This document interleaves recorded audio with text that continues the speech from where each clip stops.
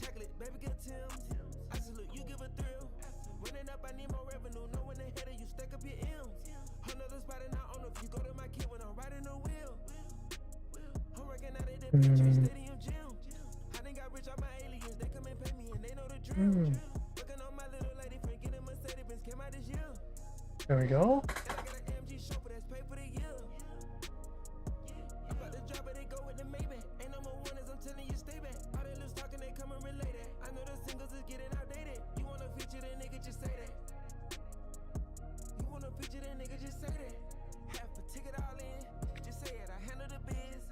I speed on the block, 25 black on black Maybach, a whole nother bin. I flooded with rocks, BS and cameras and pointers on both of her wrists. Big bird in the sky, by the land back in Sky, and we pushing it. Okay, I think I'm good. Right. No more clash until you play, we checking your chin. 650 came with the chauffeur, you can't hit the motor when I'm pulling in. I'm dropping frames. I told you it's over and blew like the wind. Pink slip on the one on it, I don't owe bins. Yeah. I'm about to drop it, they go with the Maybach. Ain't no more winners, I'm telling you, stay back. All they loose talking, they come and relate it. I know the singles is getting outdated. You wanna feature that nigga, just say that. There we go. You wanna feature that nigga, just say that. My bit rate always be dropping, bro.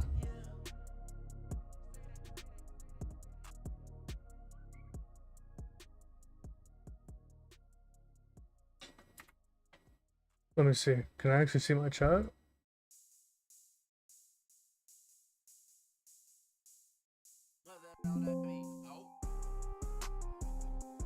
Is my chat not showing? I guess.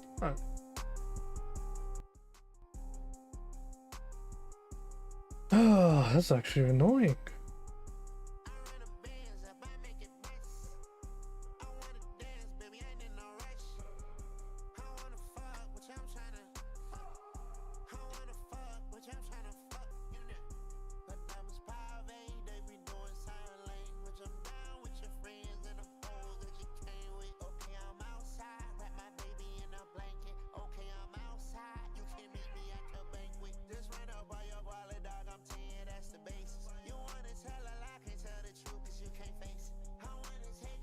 Properties.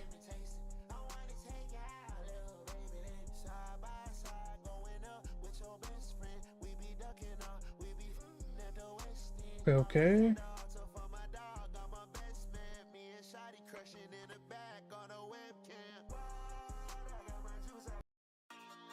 Oh, shit.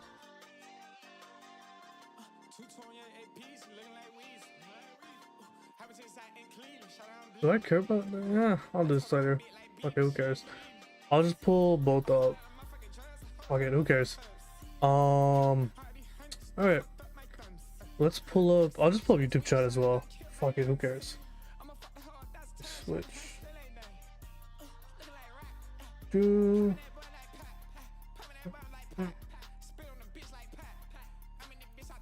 Yeah, I'm gonna be streaming like super consistent now. No lie. We're doing like daily streams, I swear. I realize the best way to do these streams is for me to stream a little bit every day. And then like do a stream and then edit right after. Because I realized that the way that I set up my work schedule, I work from home, so I don't have to do I don't have to cut up a lot of things. I can like make my own schedule. It's a lot easier than I thought. Like I've been overthinking it because I'm just so used to I'm just so used to the what's it called? Like actually waking up early in the morning and driving. I still have trauma from that shit. Even though I don't work there anymore. Dude, my old job, it was just an internship. Fam, I was like slaving out there, bro. I was slaving out there. Anyways, yeah, let me come on chat.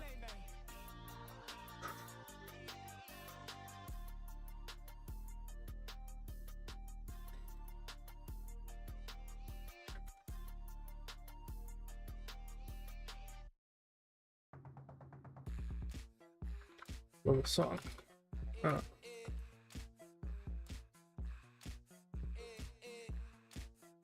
There we go. And I guess I have to tell Twitter about it.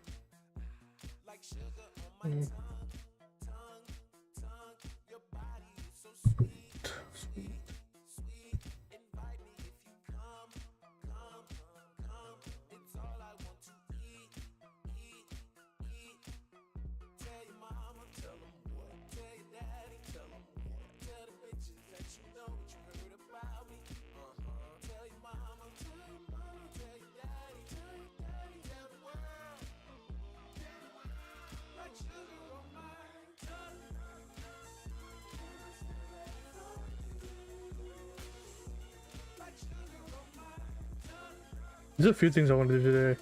So my schedule, at least for the next like, because I'm not gonna lie, I was so motivated to like stream again, and then I go on vacation. It's annoying, even though I don't mind going on vacation. I would say, it does mess up my schedule a little bit, because like just when I get back into doing content again, I just start getting like I have to go on vacation for a week, which I had a good time, of course. I spent a lot of time out there, so I didn't mind it, of course.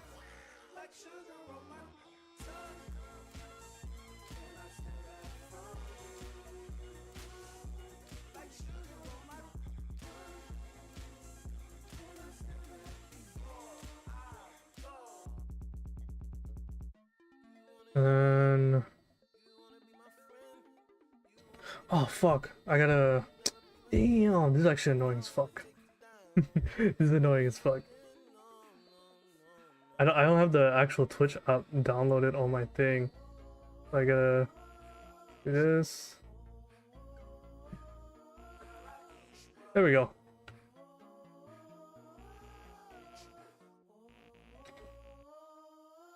All right.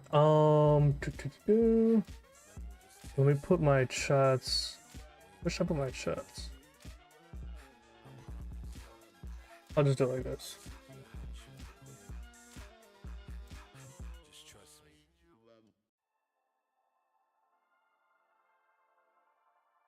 Just like that. All right, dude. I already spent like 10 minutes like setting shit up. It's so annoying. Like, yo, once we build this shit, I swear, like I'm gonna have mods do this for me, because it's annoying. It's genuinely annoying. Anyways, there's a few things I want to do today. Few things. We'll get some reactions out, and then we'll do some reactions, and then we'll do a some gaming after. Pokemon Emerald. I started grinding when I was on vacation. I finished Fire Red. I finished Fire Red on stream, but I went back and beat the after game, like when I was on vacation. Then I started Emerald. So I'm only like, I just beat the third gym, whatever it's called. I started grinding when I was on vacation.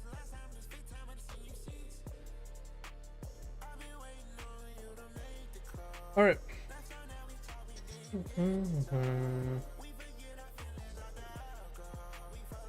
What the fuck?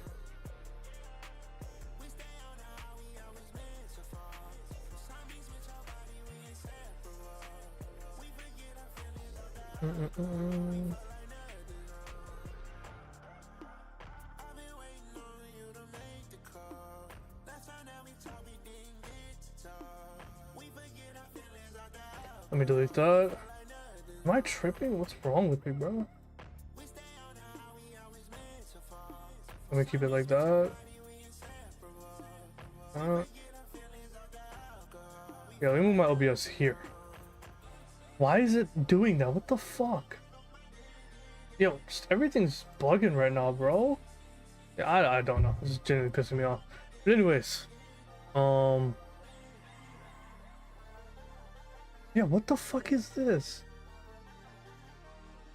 Alright, my OBS is absolutely tripping. Like, no joke, it's tripping. Wink.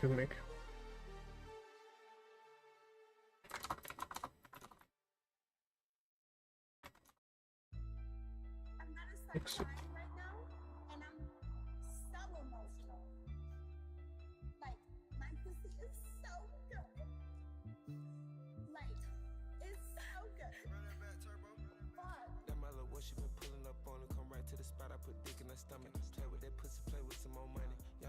And I keep a hoe coming. Shades on my face, all I see is abundance. Caught the new color in the truck like it's nothing.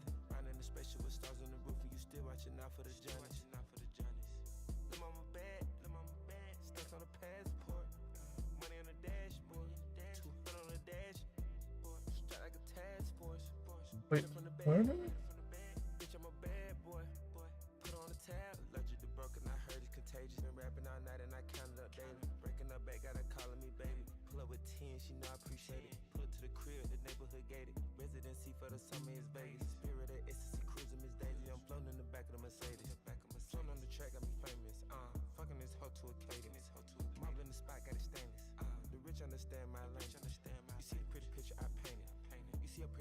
There we go. That was so weird. Jesus Christ. Move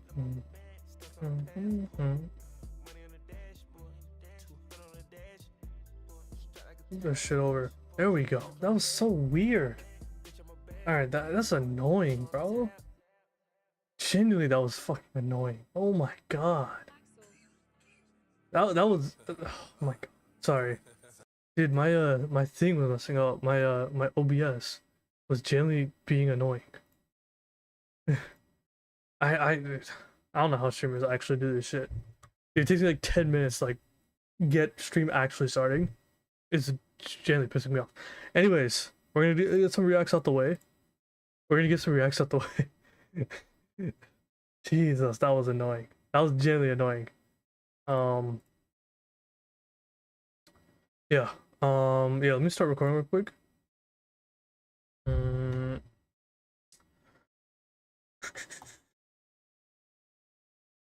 All right.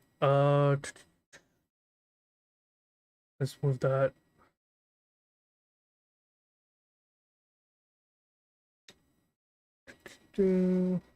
Okay. All right, let's do this. Okay, am I recording? Okay. Okay, we're back. The most memed legacy. Now, if I remember correctly, the most memed legacy happened a year ago, or less than a year ago, when Mr. Charlie Kirk got assassinated or shot. And I'm not gonna lie, gang. Listen, I'm not like super into politics, but seeing the reaction to it, especially on Twitter, was crazy. It was crazy, gang. The amount of stuff that I saw on that app when he got killed was insane. Like, it should not be real. Should not be real at all. Like, listen, I don't advocate for death or violence or anything like that. But gang, when I tell you, I was dying of laughter. Dying. So, our boy Tommy NFG, he's gonna speak about it. Let's get right into it. Every man has the inherent thought in their mind. Every man has the inherent thought in their mind of leaving a great legacy. Why we have this thought, I have no clue. Whether you're a leader of a country or the dishwasher guy at the back of the restaurant, you're still chasing it. For the leader, it could be leaving a positive impact for the future, and for the dishwasher guy, it's beating the world record of it. And for meme legacies, a lot of times when a person dies as a meme, people are worst ways I've seen anyone get remembered online, and that is, of course, with one thing. How would you want to be remembered? I want to be remembered for courage for my faith. that would be the most important thing. You know what's crazy about this guy? The fact, this Kirk guy, like, hey, real shit though, like, he would go on college campuses and he would debate with people, right? And he would debate upon a lot of political topics such as religion, faith, like the economic stuff happening around the country, around the world. And it wouldn't be too bad, but like, he would really attack certain religions. For example, I'm Muslim, so like he's attacking a bunch of Muslims, saying some crazy stuff. And not just that, but also with like basketball, sports, especially basketball. I know I just mentioned that, but a bunch of other stuff as well. And I'm like, I remember when I first, because like, listen, I'm not super into politics, so when I first heard of this guy, it was right after he died. And then I saw all the clips of him like slandering people, saying he's advocating for gun violence because he's pro gun. Here's a clip of him saying like, if people would die if more people would die from gun violence, that would mean protecting the Second Amendment. And I'm like, dude, this guy's crazy. And I'm like, and obviously it's like there's different opinions, but also it's like he would attack certain people based on different faiths and different religions, which I thought it was crazy, dog. And I'm like, yo, this guy's nuts. And obviously it's, no one deserves to be assassinated like that. But I remember like seeing just seeing how people's, like, there was such a visceral reaction. And I'm like, wow, this guy was not liked. And I'm gonna be real, seeing the stuff that he did say, it makes sense why people memed him so much. I'm not advocating for someone to die, hell no, but yo, you're gonna see when he talks about it. Please, I need this. My mom is kind of homeless. Oh my god. I want to help her out. Speed, I'm watching the stream while you try not to laugh, bro. That's disrespectful. Charlie Kirky. I spot the perky. Charlie Kirky. See, this is what I mean. This is exactly what I mean. This right here is exactly what I mean, dog. Dude, it's unreal. It's actually unreal. The fact that so many people have memed this guy into oblivion. I'm gonna be real with you. I got like 10 Charlie Kirk memes on my phone. You know what I'm saying? Even the name Kirk is like, people saying the Kirkinator. When other people die, oh, he got Kirked, right? Like, it's crazy how like his name, his face has become plastered everywhere on memes. Everywhere. Like, I've never seen somebody get murked like that and have become a laughingstock since. Now, do I think he deserved it? I don't think anyone deserves to be pushed around. I don't think anyone deserves to be put in memes like that. But I'm not gonna lie, they're pretty funny. They're pretty funny. Nah, bro, this is crazy. This is crazy. Oh man, of course Israel flight too. This is nuts. As of me recording this, we're coming up on the 1-year anniversary of The 1-year anniversary of the Kirkening. the Charlie Kirk shooting, or as the kids call it, the Kirkversary. The Kirkversary. honest. Yo, this NBA YoungBoy edit, I see this everywhere, dog.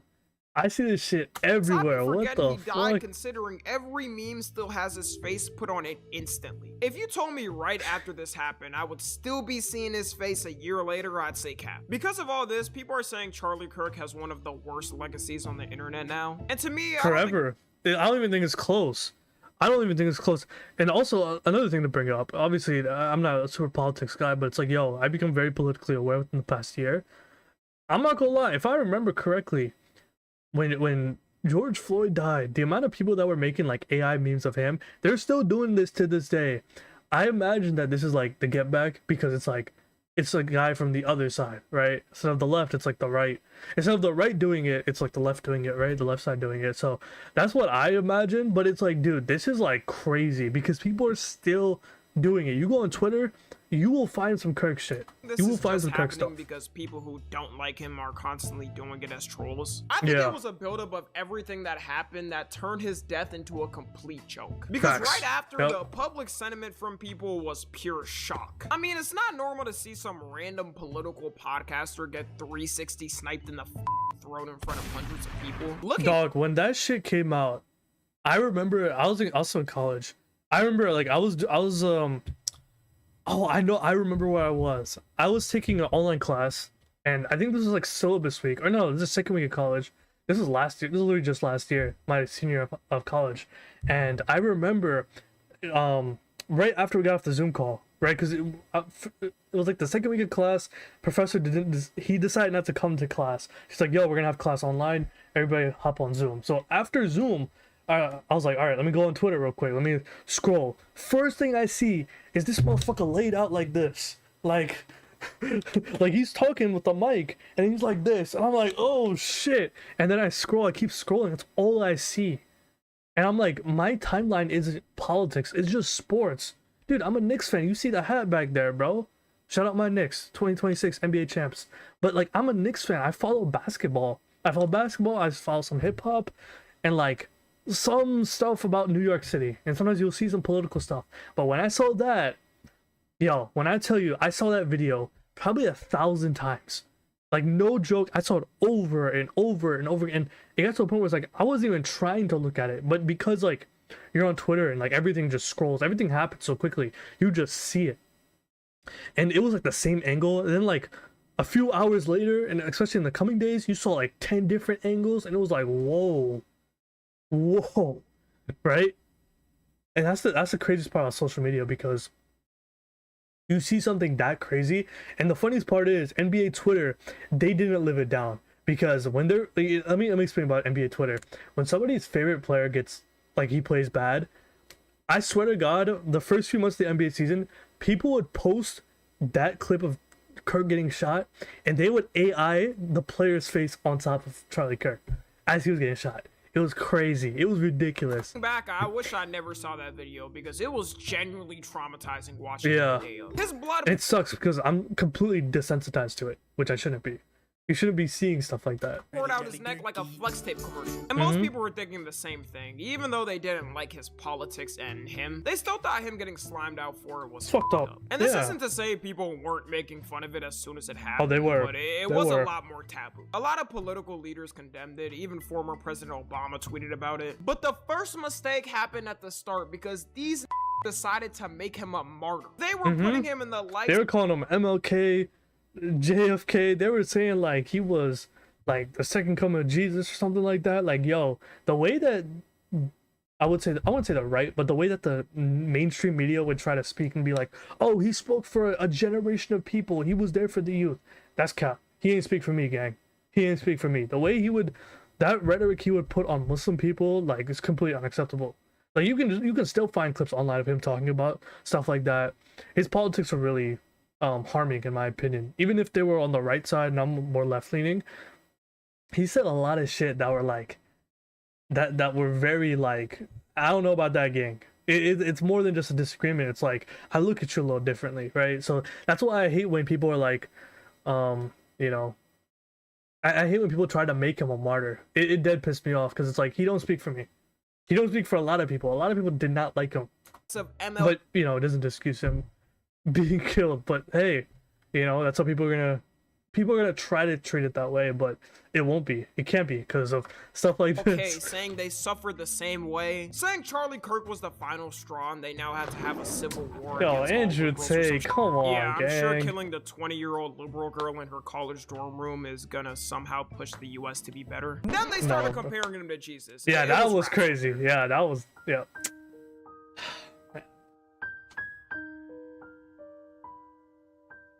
Dog, a family of 4 out in Michigan just lost their monthly water supply because of this meme being made. This shit not funny, gang. What the hell?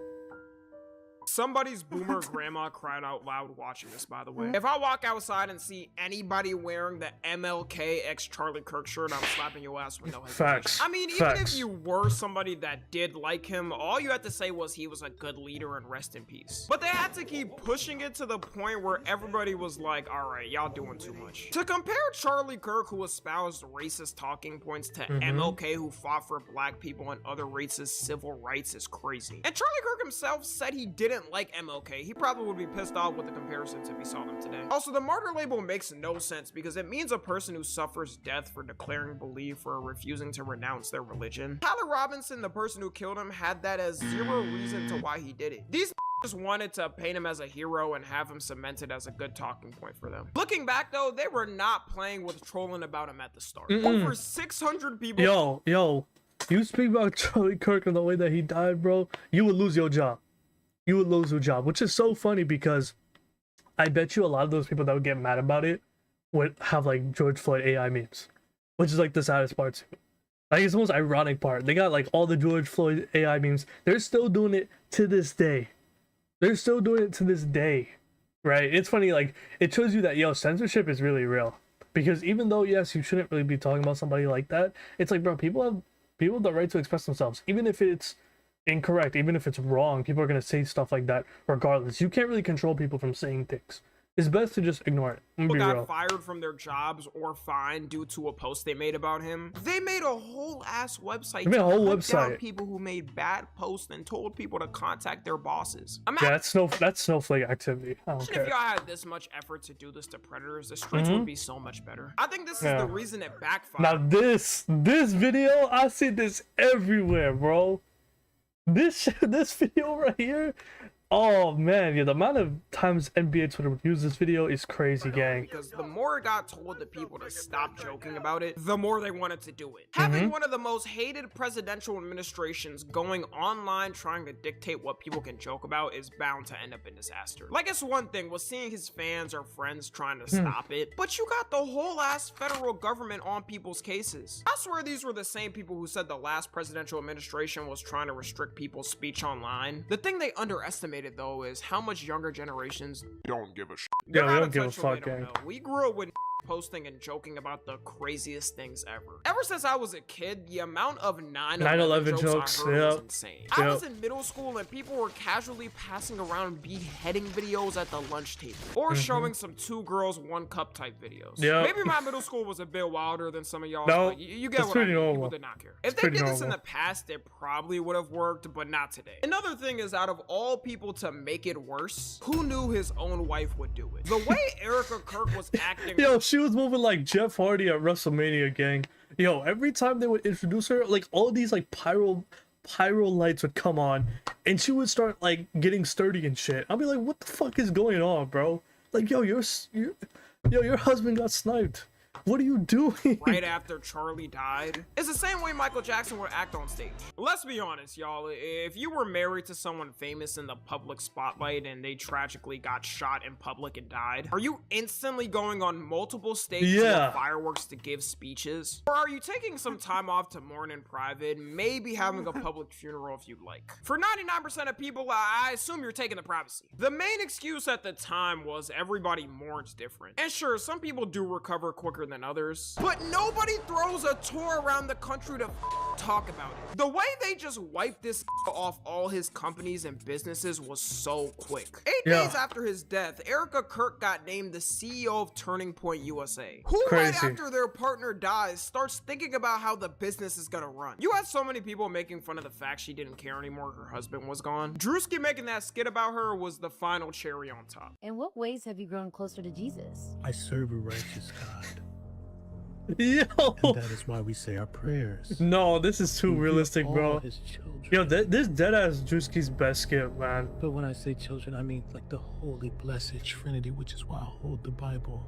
The amount of free she was doing on this tour was insane too. Like, why is you getting cozy with our decrepit 80-year-old president and you getting cozy with the vice president too? If she wasn't married to Charlie, she definitely would have been their sneaky links after work. We know for a fact both of these don't like their wives. Another Facts. pivot was the We Are Charlie Kirk song. Whoever made this song to support him and try to help his legacy, ironically enough, made it worse. and Made it kind of- worse. You If hear that song search out everywhere, We Are gang. Charlie Kirk, all Yo, you hear different that types song of remixes pop up. everywhere. You got funk, We Are Charlie Kirk. You got No. We Are Charlie Kirk slowed plus Playboy Farty. Okay, bro. You got Billie Jean, We Are Charlie Kirk. Disrespecting MJ like this is crazy. I need this video taken down ASAP. It didn't help that the song was fully made by AI, if you couldn't tell by now. That We Are Charlie Kirk saying was a thing people were saying for real though. Mainly boomers on Facebook who Yeah. can't tell anything apart between being real and AI. You had people take the song and prank their parents with it to see their reaction. This song might be the most played meme song ever. People are legitimately still No, making that's memes crazy, off it gang. almost a year later. Crazy thing is, with all these memes and his fans getting mad for the trolls, Charlie Kirk himself was a guy who didn't care if he was memed. Like He when didn't give a South Park shit. made an episode mocking him and his debates, he made a video about it saying it was a funny episode and changed his picture on Twitter to Cartman. But his mega dick riders and politicians still try to get people in trouble over it. People have also gotten banned at school for making jokes about it. As time has gone on though, it seems as it's only become more acceptable to make fun of it. Kevin Hart had a roast on Netflix and they mentioned him in it, which of course got the Twitter chuds mad. Same guys who were getting mad years ago saying you couldn't joke about anything anymore. Another thing is the Kirkification turned into a defense. Kirkification. What I mean by that is, let's say somebody was posting some racist shit or some crazy shit online. If they had a Charlie Kirk profile picture, somebody would have replied with a Kirkification making fun of him. And now, especially Oh, on TikTok, man. it's kind of become the default picture people reply to of Yeah. somebody being racist, trying to make fun of them and their beliefs. Crazy thing is, they could be somebody that's not a Charlie Kirk fan, but you know, he's the face of the right wing, so you know, that's why people are doing it. With Charlie, I don't think the buildup of this whole martyr thing could ever be done correctly. Even with posts that do support him, Jesus. people will No. Yo. Yo, look at the...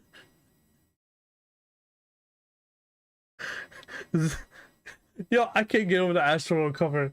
What the fuck is that? What is that? Ew. Yo. No, reply with bro. a Kirkified image. You can't search up his name on TikTok without seeing at least one meme pop up. It's clear that Erica and the rest of the organization have no clue how to pick up after him. Ever since he's been gone, his organization has pretty much died down. Every clip you see of Erica at Turning Point, she's saying the dumbest shit possible. Not that much different from him, I guess. Have more babies than you can afford. I can't tell if she's saying it for more attention or believes what she's saying. I cannot take this serious. I know she dies laughing behind stage after every show. And you have bird brains in the crowd clapping and cheering. Of course she can say that she owns an organization that makes over $75 million a year. The people in this audience don't know they're the method. That's the worst part. We've also reached the point with Charlie Kirk becoming a meme that people are posting about Kirkversary, aka the anniversary of the day he got slimed out. Nobody knows what they're gonna do, and they're still trying to figure it out as of recording. But I assume it's gonna be a whole lot of celebrations. People throwing something on the grill or having a cookout. A lot of people are saying Charlie Kirk is the first person. Yo, all I'm gonna say is, if this is the reaction to how Charlie Kirk dies, yo, can you imagine? Wait, give me a second. Give me a second. Yo, hold on. If Charlie Kirk dying, hold on. If Charlie Kirk dying creates that much reaction, can you imagine the reaction of when this motherfucker goes? Can you imagine? Nobody likes him. Nobody, unless you're like a far right MAGA head, super racist guy, super racist person. Hey, he's coming. Hey, that he's knocking on the door, man. He's knocking on the door. Hey, man. Hey, them Charlie Kirk memes is gonna look like nothing compared to this. You think them Charlie Kirk AI, you think them Charlie Kirk AI stuff is gonna be? You think that's enough? You think that's crazy? Wait till you see him. Wait till you see him. We waiting. I'm just saying. I'm just saying. I'm just saying. It is bound to happen. The day that happens, bro, the internet genuinely might break. Like Elon might like take down Twitter because that's how much of a dick rider he is, right? Like he wouldn't stand the amount of slander that would come if that guy goes. That's all I'm gonna say, bro. Have his soul stuck in AI. And thinking of it, that is 100% true. It's gotten to the point you can't look at a normal video of him because it feels weird. It feels when weird, the movie bro.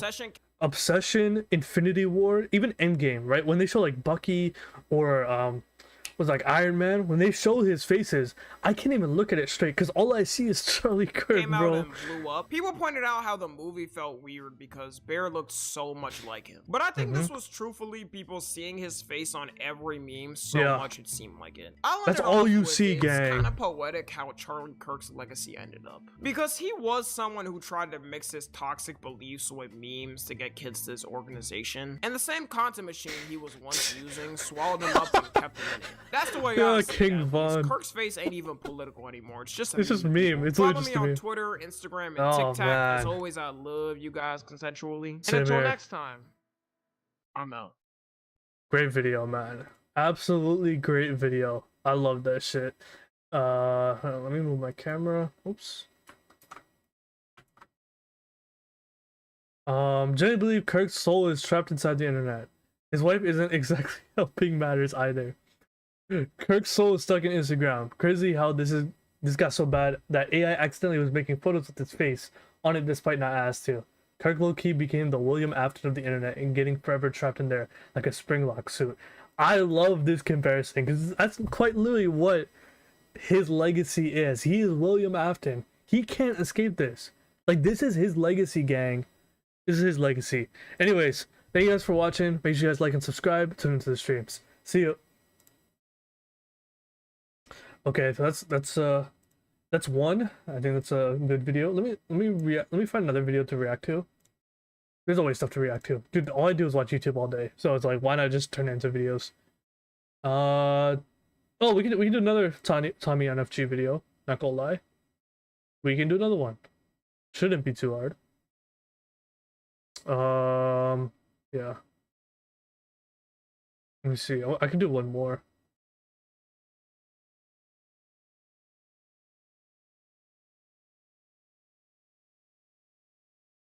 I could react to an Omizi video. I go out. I'll be watching Tommy NFG and Omizi all the time, bro. Literally every day. That's quite literally all the videos I watch because they make good content, good commentary content that I could react to really easily, pretty easily. Not gonna lie, gang.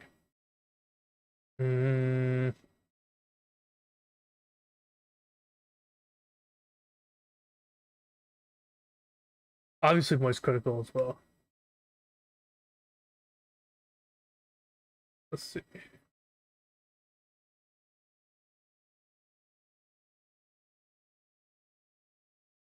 All right. Let me ask you. All right. Let's do this.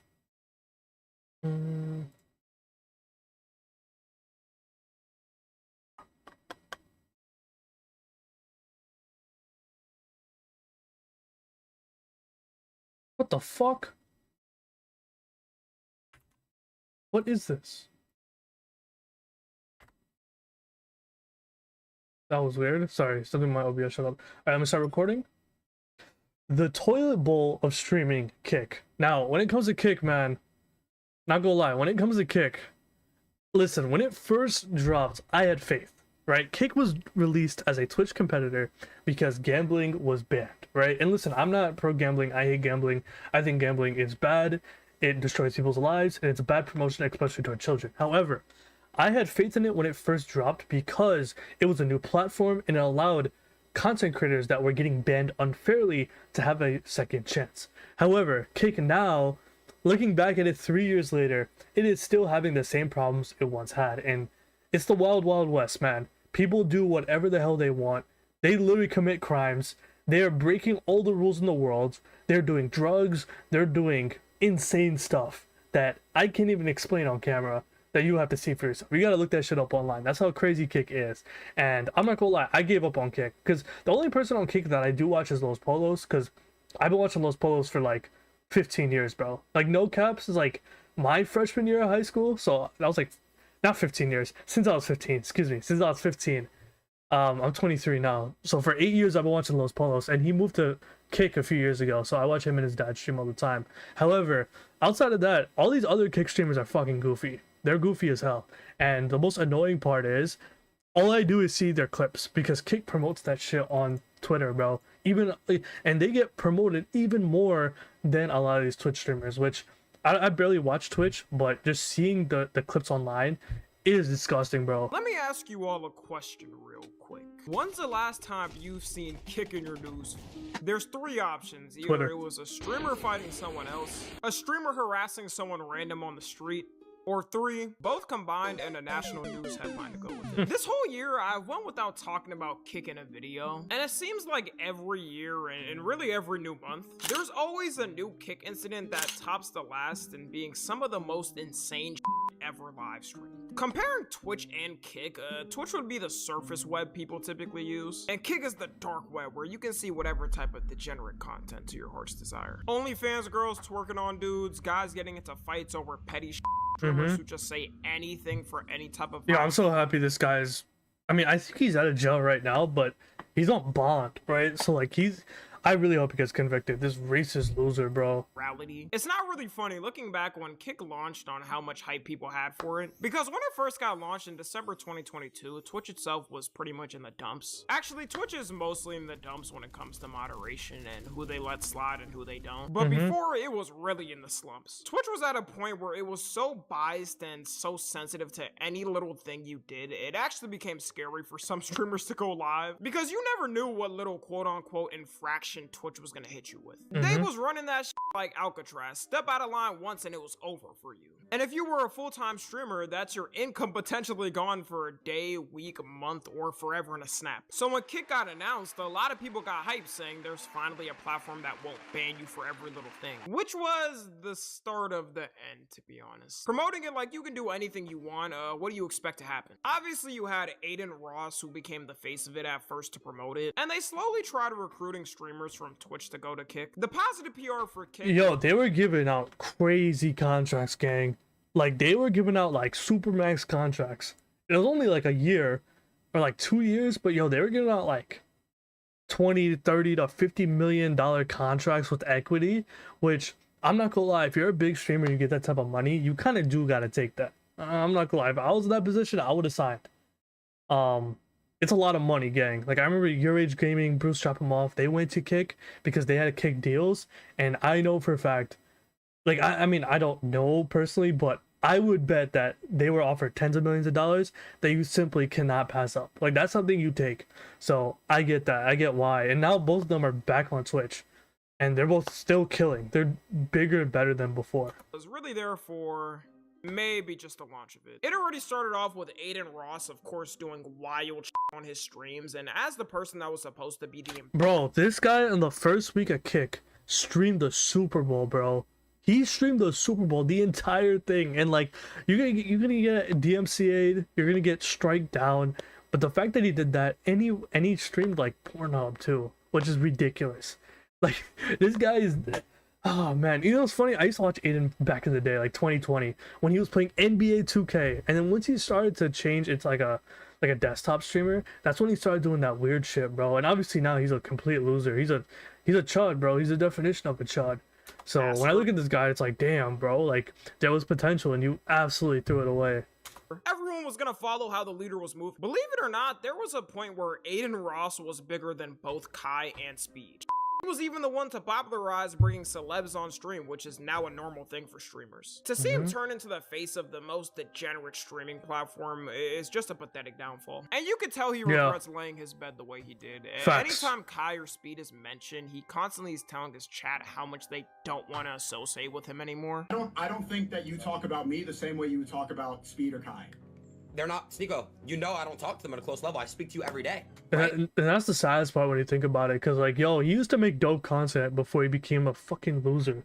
It's like, dude, he used to just play 2K and just talk shit. Now it's like, dude, he threw away a lot of his viewership to gamble and to like suck other people's dicks. Like, I'm gonna be real, like he's such a loser, bro. And like there's a reason why Kai and Speed don't talk to him anymore. And it's like, yo, they make better content. Like, bro, Kai and Speed, they did a Minecraft marathon where they beat all the bosses, like the Elder Guardian, the Wither, who else, the Ender Dragon, I'm missing someone else, but they beat all the Minecraft bosses, and I was watching it while working. Like, I work from home, so on my second monitor I had Kai and Speed in their marathon. That shit was fun, I'm not gonna lie. Aiden's not doing stuff like that. I'm gonna be real. Sneako, you're my close friend. We speak every day. I don't speak to Kai and Speed. Speed made the smartest PR move of all time by stopping streams with Aiden. Imagine a future of Speed going to Aiden's collabs with the worst human beings ever. Guarantee he wouldn't be performing at the World Cup. World Cup final. Sure. Also, Aiden Ross's fan base were constantly saying racist shit about Kai and Speed, which yeah, you can understand why they both don't want to associate with him anymore. So far, every big creator on Kick to make a come up has done it in a controversial way. Like, these streamers are allergic to coming up on streaming in a normal way. The only normal mainstream streamer they have is Neon, but even then he's came up in a controversial way. He's a loser as well. Don't get fucked up. Now I do want to give props. He has changed a lot of his PR around. But for us brown boys, man, he gives us a bad rap. Back in the day, he gave us a bad rap because all he would do, like, you know, back in like when he was making YouTube videos, this guy faked his death, like, faked his death, and the entire 2K community kicked him out. And then when he started streaming, he was doing that degenerate shit, streaming with a bunch of OF girls, doing some weird shit. Now it's a lot better. He's doing collabs. I'm seeing some of his clips, and he's actually more on some positive shit. But even him, like, he's a chud too. It seems like the streamers that make a come up every year get worse and worse. There's two streamers who had the biggest come up this year on Kick, being Dean the Great and Adrian Broner. Both of them operate streams like a duo pretty much, and both got big off boxing. Specifically, Adrian Broner was really big in boxing during the 2010s because of how good he was. I'm not gonna act like I was watching him back then, okay? But from what I've heard from friends, he was really big in the boxing space. Eventually, when his boxing career died down, he decided to later pick up streaming and start making content. Shit, I would too if I had 10 children. Damn, 10 kids? Every time. It's always the worst people to have the most children. Like come on. Both of these guys have blown up on streaming off clips being posted. The kick is, most of their viral clips are clips of them fighting each other. These dudes are both crash outs. Eventually, one of them gets mad for some dumb shit and starts fighting the other. I'm not gonna fuck with you at all. That's cool. I'm popping it to me like I did. Nigga, fuck out with all that. You keep playing with me. Stop disrespecting me. No, you disrespect me. You is though. I'm playing with you. Nigga, stop playing with me. Come on, bro. Let's go. Let's go, bro. Let's go, gang. Come on, do that, bro. Gang, come on. Let's go, nigga.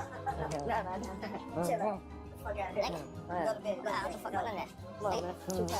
There's more and more clips like this, by the way. It's damn near every other stream they fight each other. For people watching this, I feel like to them it's a Roman Colosseum fight with the people in the stands wanting any bloodshed. People in their chats are constantly spamming for them to fight, even in moments where they're not. Adrian Broner also has a crazy drinking problem in the chat. Yo, it's bad, bro.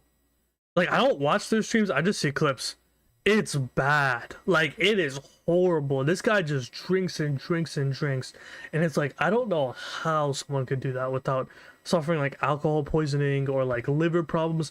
I saw a clip that like, it was revealed that his doctor was saying that like he only has a few months left to live if he continues drinking at the rate that he's at. So it's like, yo, it is like, it could kill you, bro. Like, to encourage it. This man is passing out on stream, yelling at random people on stream drunk as hell. It's giving vibes of stepdad coming home at midnight after an awful work day and being at the bar, then coming home to take it out on his kids. Adrian Broner has had multiple moments on stream where he makes some inappropriate advances on women. There's a specific one where he slaps this girl on her ass after she gets up, completely unprompted, by the way. And when she walked away uncomfortable, he was going to press her about it until he was stopped by Dean. Mind you, this man is 37 and that girl is 19. It's not like age matters because what he did was disgusting to anyone no matter their age, but the age does that's make still it a worse. child, Mind bro. you, he also has daughters as well. I wonder how he'd feel if his daughter grown up had that happen to her by some random dude. And the fact that he did this on camera, I can only imagine how worse he is off camera. Just recently, he also got sued by a woman who was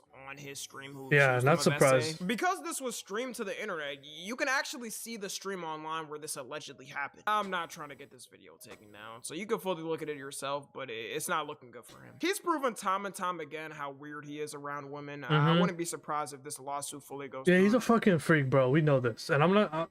listen, he probably has way more cases that are incoming. I bet you by the end of this year, he's gonna have like 10. He is 1000% gonna have like 10 cases coming with it. For sure. Based on like SA and the grape stuff, like, bro, the way he acts around women is weird. Like, I don't even watch streams. I just see clips, and I can tell.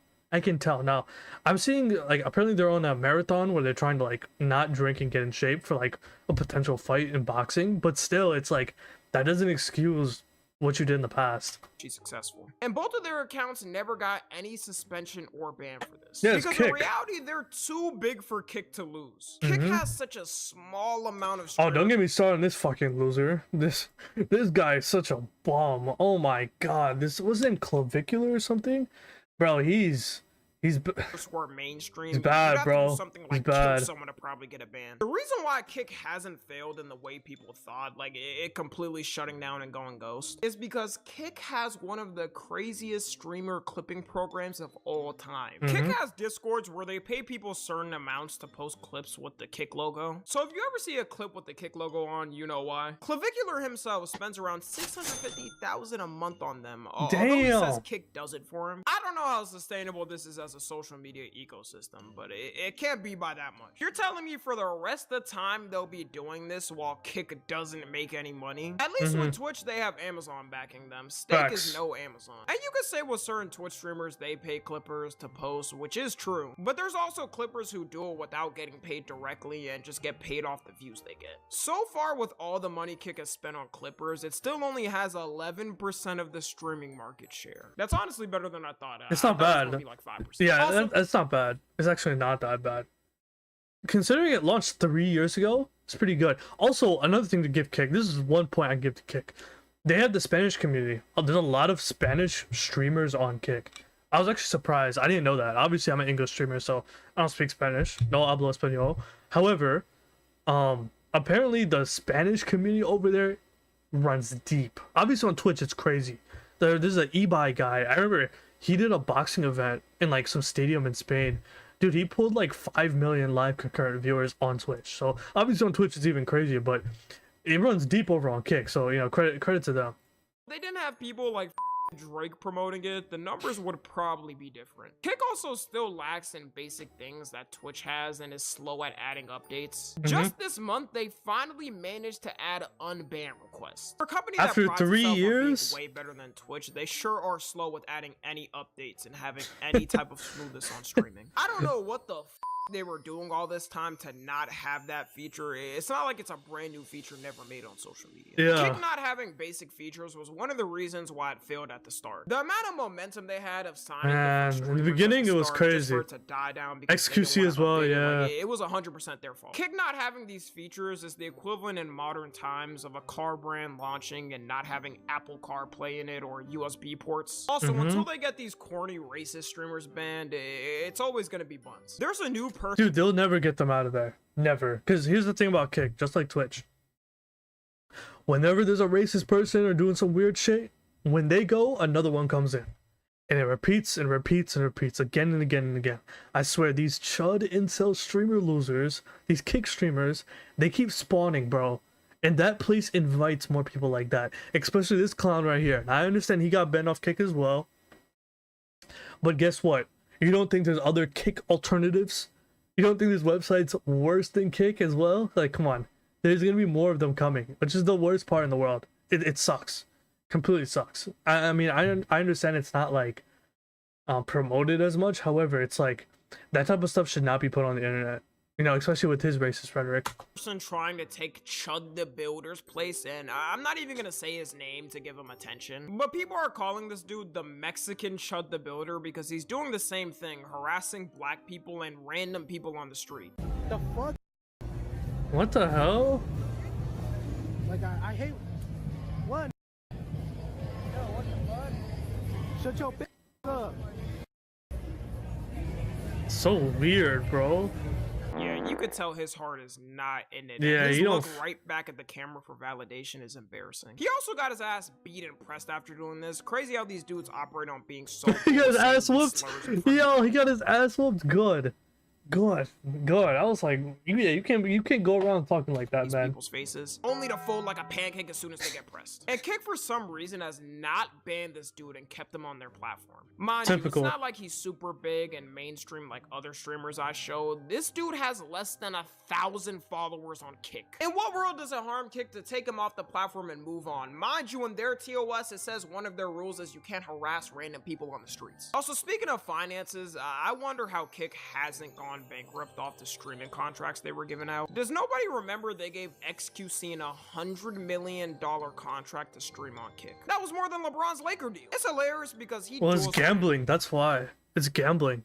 These big ass contracts are backloaded with gambling requirements. Like, I don't know if you guys know that. Like, that's why, like, these big ass deals required them to gamble X amount of hours on Kick. Like, that's what Los Polos does all the time. Like, when he isn't doing stuff with his dad, he's just spinning slots for like 10 hours at a time because that's his requirement with stake. Same thing goes for Aiden Ross.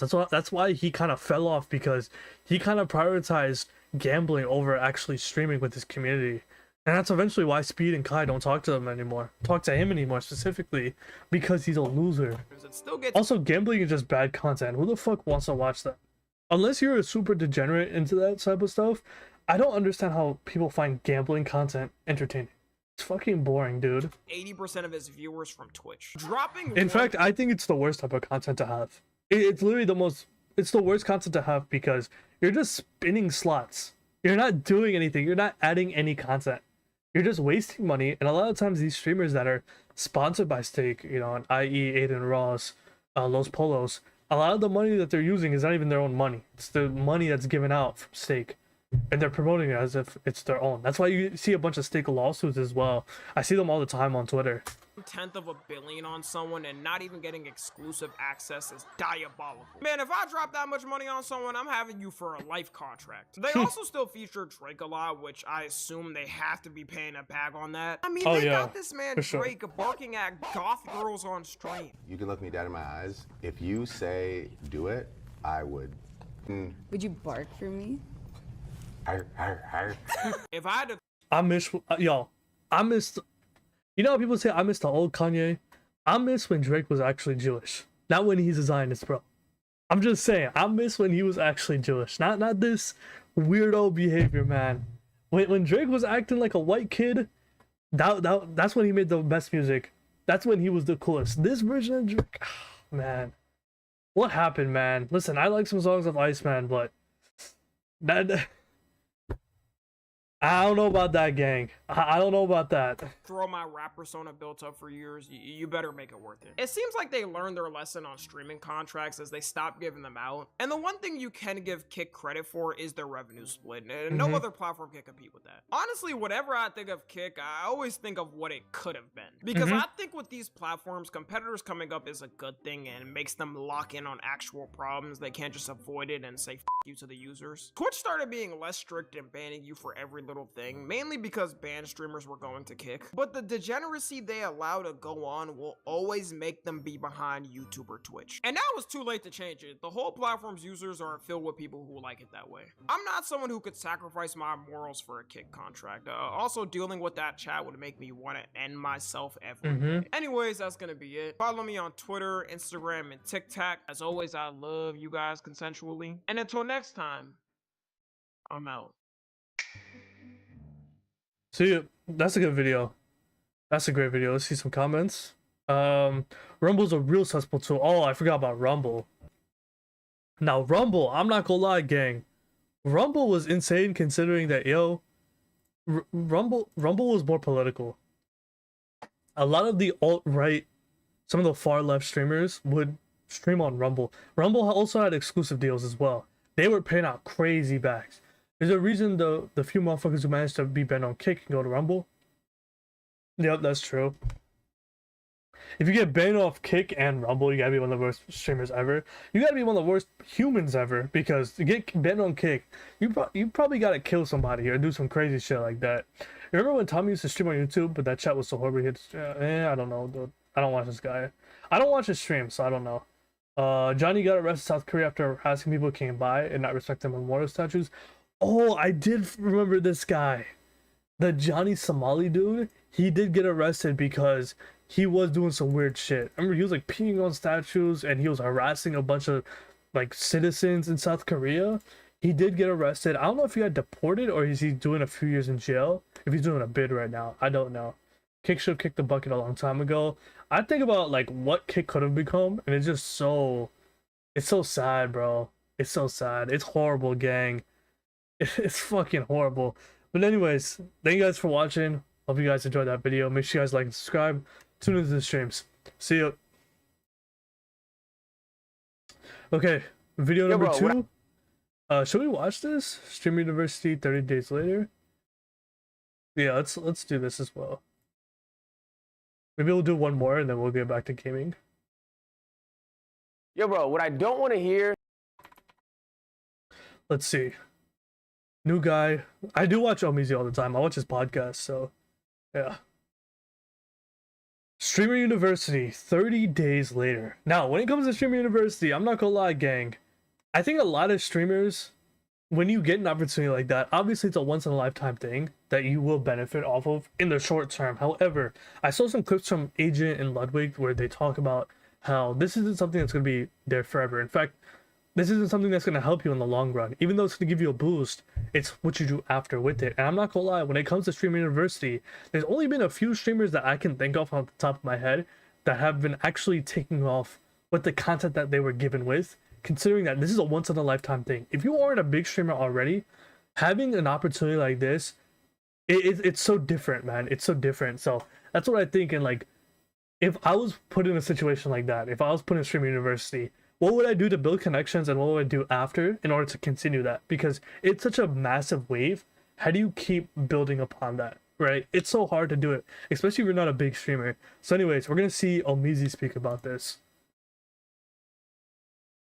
He's going to unpause. Hello? Yo, bro, what I don't want to hear is 8 months from now when Kai's booting up his next Stream University. Damn, man. All the people from this Stream University didn't take it seriously. You got the opportunity to come here. Do you know how rare this is? You are one of the coolest events ever hosted in streaming history, and you're giving it your all while you're here. And then you're gonna go home, and the expectation is you're gonna continue to give it your all. The expectation is you're gonna continue. When people get done training with Lethal Shooter, the expectation is they're gonna perform after that, because he's a professional. He takes his job seriously. So I need y'all to really take this seriously. The biggest streaming event of the year, Stream University, ended just 30 days ago. And based off of all the views, all the clips, all the moments that came out of it, I think a lot of people would say that it is a resounding success. But there's another metric of success that's out there that people have been asking. What happened to the creators? Are they being successful in finding viewership? Are they building their own content creation lives? Or are they just another extra in Kai Cenat's show? Because according to one of its own students during the actual event, that's the case. The way SU works is there's big streamers, there's middle streamers, there's small streamers, and you want to know what happens, I'm sure you can see already, the big streamers click together. The middle streamers try to figure out where they can go, the small streamers try to figure out where they can go, and they can't go anywhere. They're expected to just stick around the big creators and be the supporters and the people clapping in the back to make the big people be bigger. And then we're just supposed to be the background characters. The background dancer to the big characters. And that's okay. That's just how. Well, here's the thing, man. Like, people are gonna. My pushback on that is the fact that, people are gonna be with people that they're familiar with, right? So obviously there's going to be congregations of big and small streamers, and I kind of knew that was going to happen because I was watching a bunch of the content. I'm not gonna lie, this shit was entertaining as fuck. I'm gonna be real, the stuff that they were doing was hilarious. I couldn't miss, like, when I was working, I work from home, so on my second monitor I had like Kai streaming stuff just in the background, and I would look and I'd see some crazy stuff. And listen, I would say that there's going to be people that congregate with each other based on viewership because they're familiar with said people. However, at the same time, I would say this. I do think it's important when you are there that you do make an attempt to try to speak to people, because at the end of the day, some people are going to be receptive to you and some people just aren't, and you just got to keep it pushing, gang. That's one thing that I learned just watching this shit. Like, some people dead don't fuck with each other. As if you don't know, if one person doesn't know another, they're not really inclined to speak to each other, even if there's a reason, even if both people are streaming at the same time, And also you gotta remember, these are people that just stream from their desk. There's a lot of IRL content as well, but people are gonna be with others that they're comfortable with. So that being said, like, you just gotta keep pushing, gang. That's it. As much as you want to complain, it sucks. I know it sucks. Also, I see some of her. I've seen some of her. I've seen her in some like other streams as well. So I don't know who this is, but like, you just gotta keep it pushing. You gotta keep it pushing. If you're new to this and you haven't already, please hit that subscribe button. It's gonna go a long way for the channel. We're on the race for 190. I've lowered the goal. It's 190 now. Be there or be square. Now, back to the video. With over 120 streamers being added into the zeitgeist and culture of streaming, and over 6,000 channels covering Streaming University, I think it's safe to say that this was the biggest, and I do mean biggest, opportunity for a new and up-and-coming star to be put onto the scene in a major way. But simultaneously, there was a lot of questioning and concern about if this was real opportunity or if these people were used as extras for the content that Kai Cenat and his friends were creating. Now, I've already addressed the streamer Aisha and her thought process on the whole thing and how she took Streaming University, so I'm not gonna rehash that. Please check out the previous video that I posted if you wanna get into the full details of that. But she posed a question and the thought process that a lot of people have had about this event dating back to its origins. And maybe there's some validity to the thought process of it all. Again, there was 120 streamers, thousands of channels viewing this content or creating some sort of content about it, 56 million hours of watch time, and I think it peaked at 1.45 million live viewers watching the event unfold. But that doesn't mean that each and every streamer got this attention or eyeballs individually. You gotta think, the biggest names like Kai, Ron, Marlon, Suburb Baby got the bulk of these viewers. And this meant that smaller streamers were jockeying for attention, or they would be at risk of disappearing into the void of the Streamer University as a whole, especially once they left the university. Streamer teacher Ludwig kind of warned some of the students about this exact. I watched his entire thing. I actually wanted to watch his lesson on stream, but he was spitting game, man, when it comes to like consistency, clipping segments from your streams. Like, this is a segment, for example. This is a video that I'm gonna upload onto YouTube, right? Like, doing stuff like that, like I took that into consideration, right? I took that into note because it's like, wow, like this is how they do it. Obviously, it's like, they have editors and stuff, or that they can do that for them, so they can just pay people and they can do it without even thinking, right? But it's like when you're a small streamer, for example, like yours truly, even though I've been doing YouTube for 6 years with 20,000 subs, like this is something that's way more, not I won't say sustainable, but it's like it's way easier to do. Right, but it requires more work. That's what I would say. I think streaming requires more work, but it's a lot easier to do compared to YouTube. Right, like YouTube, YouTube, I ain't gonna lie, 6 years into YouTube, bro, 20,000 subscribers later, you gotta write the script, you gotta make the thumbnail, you gotta record, you gotta edit the audio, then you gotta do B-roll, which is what you see on the screen. So as a Boruto content creator, anime content creator, you gotta show anime clips, you gotta show manga, you gotta show your face. Obviously before this, I wasn't showing my face. I would just show like clips and manga panels. And also you gotta avoid copyright as well, because I almost lost my channel multiple times. Like I've been striked for years, bro. I used to be on 2 strikes. There was a point where my channel had like 4 strikes. I resolved it eventually, like I appealed it and I cut it down to like 1 strike, and eventually that went away. I have no strikes on my channel currently, but it's like, there is such a process behind YouTube that it gets very monotonous compared to streaming. Streaming is so volatile, and with that being said, you're gonna have very high highs. However, you could jump down and go very low, and you can stay there for a long time. I've seen streamers go from here to here, right, like within a year. I've seen some streamers go from here down here and back up. Right, Stable Ronaldo's a perfect example. Like, dude, he went to my high school. I saw how he like blew up off Fortnite, and then COVID hit. Fortnite died, and his content went down, and he would be like 400, 500 viewers. And let me check real quick. You know what? Let me check how many viewers he has on stream. Like, his comeback was insane. He has 28,000 viewers. 28,000. That's kind of crazy, gang. Damn, 28K is crazy. Like that's a crazy comeback to think. Like, that's insane. When you think about it, bro. When you think about it. Anyways. Same phenomenon that would happen to them. It is inevitable. Do we all agree with this? Does this kind of make sense? Yeah. Yes, we were at Streamer U. Kai Cenat went live. He ended. 500,000 people had to scatter somewhere. They went to the category. You were in the category. Okay, you were at the party, you were at the basketball game, whatever it is, okay? These are exactly how it's gonna look. If you prepare yourself, it won't hurt as much, it won't feel as bad because you'll know what's coming. 40%, okay, that is the median Streamer U student from 2025. How many viewers they lost? They lost 40% of their viewers the week after Streamer U. The week after, okay? 87% of the people from last year never hit their peak CCV that they hit at Streamer U again. They never hit it again. That's 87%, okay? And this is a stat that's probably the saddest to read out. 10% never went live again. And that fall off definitely happened. Most of the streamers who went to 10% of those streamers never streamed again? Saddest to read out. 10% of students who will never went live again. And that fall off never went live? 10% of the students never went live again? Yo, that's crazy, definitely gang. Happened. Most of the streamers who went to Streamer University didn't maintain the outrageous numbers that they had while on the campus. It was a moment. It was a time for injecting viewership onto these people, but not an automatic, long-lasting thing. So streamer Aisha was right about one part of her long, and I do mean long, monologue about the whole thing. Being accepted into Streamer University didn't automatically stop a small streamer from becoming an extra. But temporary viewership and a little extra camera time isn't the only way to judge if Streamer U was helpful or not. I think the better question is what happens once this event ends and the temporary boost of being around or connected to Streamer University disappears. Because this is a very underrated part. Just because the viewership left upon graduation doesn't mean that the relationships left as well. The sad but real reality is that most of these people did not maintain their viewership coming from Streamer University. It's not that it's a crazy thing, but the Super Bowl has bigger views than the regular season. The NBA Finals has bigger views than the regular season. and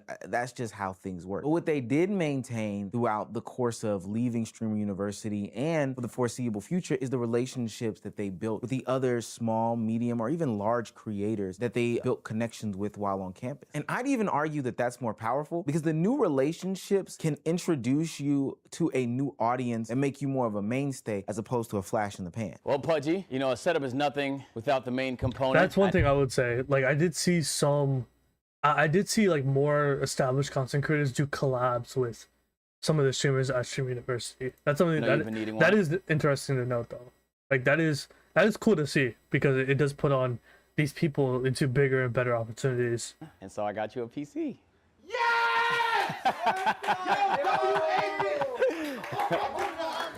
Yeah, you can play games and shit on here, you know, you can play all types of, you know, do your desktops, reacts, and things of that nature. The way that Pudgy has popped onto the scene and popped into our hearts by taking those relationships from Streamer University and turn those into continuous collaborations with bigger names has been phenomenal. Not saying that he wouldn't have been successful all on his own, but I think that we see, just like the other larger creators see, that there's something special in this kid and it needs to be seen. But even people who are already established creators made bigger connections with other established creators. The relationship between Dub and Jason the Ween has been something that has turned from a working one to an actual friendship. I think Kai understanding that all I was missing in my content creation is collabs. Man, I met some of the best people ever. I never laughed, never had that much time with other than these niggas that I live with. Gang, I found a friend inside of Jason. My nigga Jason the Ween, right? That is one of the, I found a friend in that nigga, chat. I found a friend in that nigga. I text that nigga already, bro. Like Jason, I would have never thought in 900 million years I would have been cool with Jason. And it's not just smaller creators connecting with bigger ones. It's also bigger creators connecting with smaller ones. I know you think that that's the same thing, but I think it's a difference between like a smaller creator finding an infatuation or some sort of companionship with somebody bigger and the ways that bigger streamers can connect with the smaller ones. For example, streamer J-Shock was such a shining moment for streamer Lacey in their time at Streamer University. Streamer Lacey decided that he was going to give back to him, pour into him because he saw that there was something there. He decided to gift him a new PC setup so that he can, you know, create more content. And we know how important that is with the price of RAM these days. Facts, man. Hey, I'm so happy I built my PC 3 years ago. And I upgraded earlier this year. I bought a new GPU. But I already built my PC 3 years ago, man. And obviously, my friend, he helped me put in the new stuff. Shout out Toki. But it's like, yo, it's building a PC in the Big 26, man. Heading into the Big 27 is almost impossible if you don't got the bread. Like, even people with jobs, it's hard, bro. It's hard. You're set up and you had a laptop that you stream off of. Yeah. So I got you a brand new PC.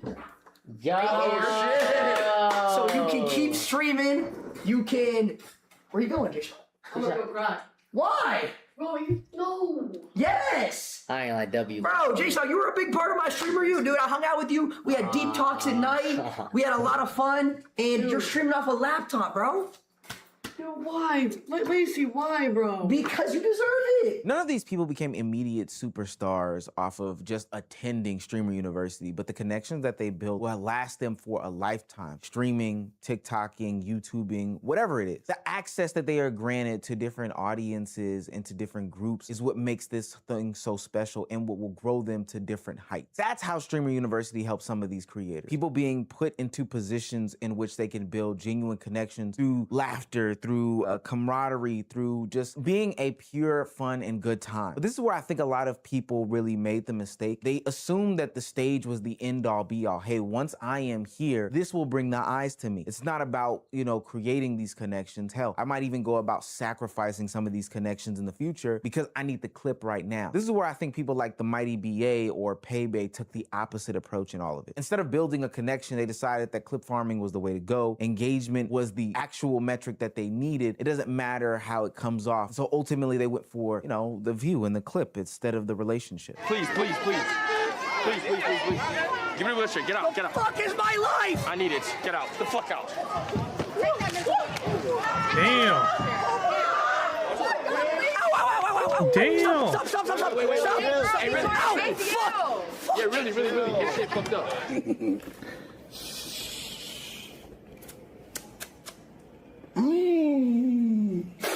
Whoa, what the hell? Ew. Ew. You like Pokemon? Yeah, I love Pokemon. Bro, hold on. No. Bro, I gotta. Hey, look. I even know the shit. Watch this. Oh my god, this. Watch this. Chow fucked. Watch this. You know what I do? Boom, boom. Ooh. Yo! That's an SIR! Oh, that's a good car. That's an SIR! That's a big hit! No, you're betting it! What are you doing? Oh my god! Why would you bet this card? Oh, he's dead triggered. Yo, look at it! What are you doing?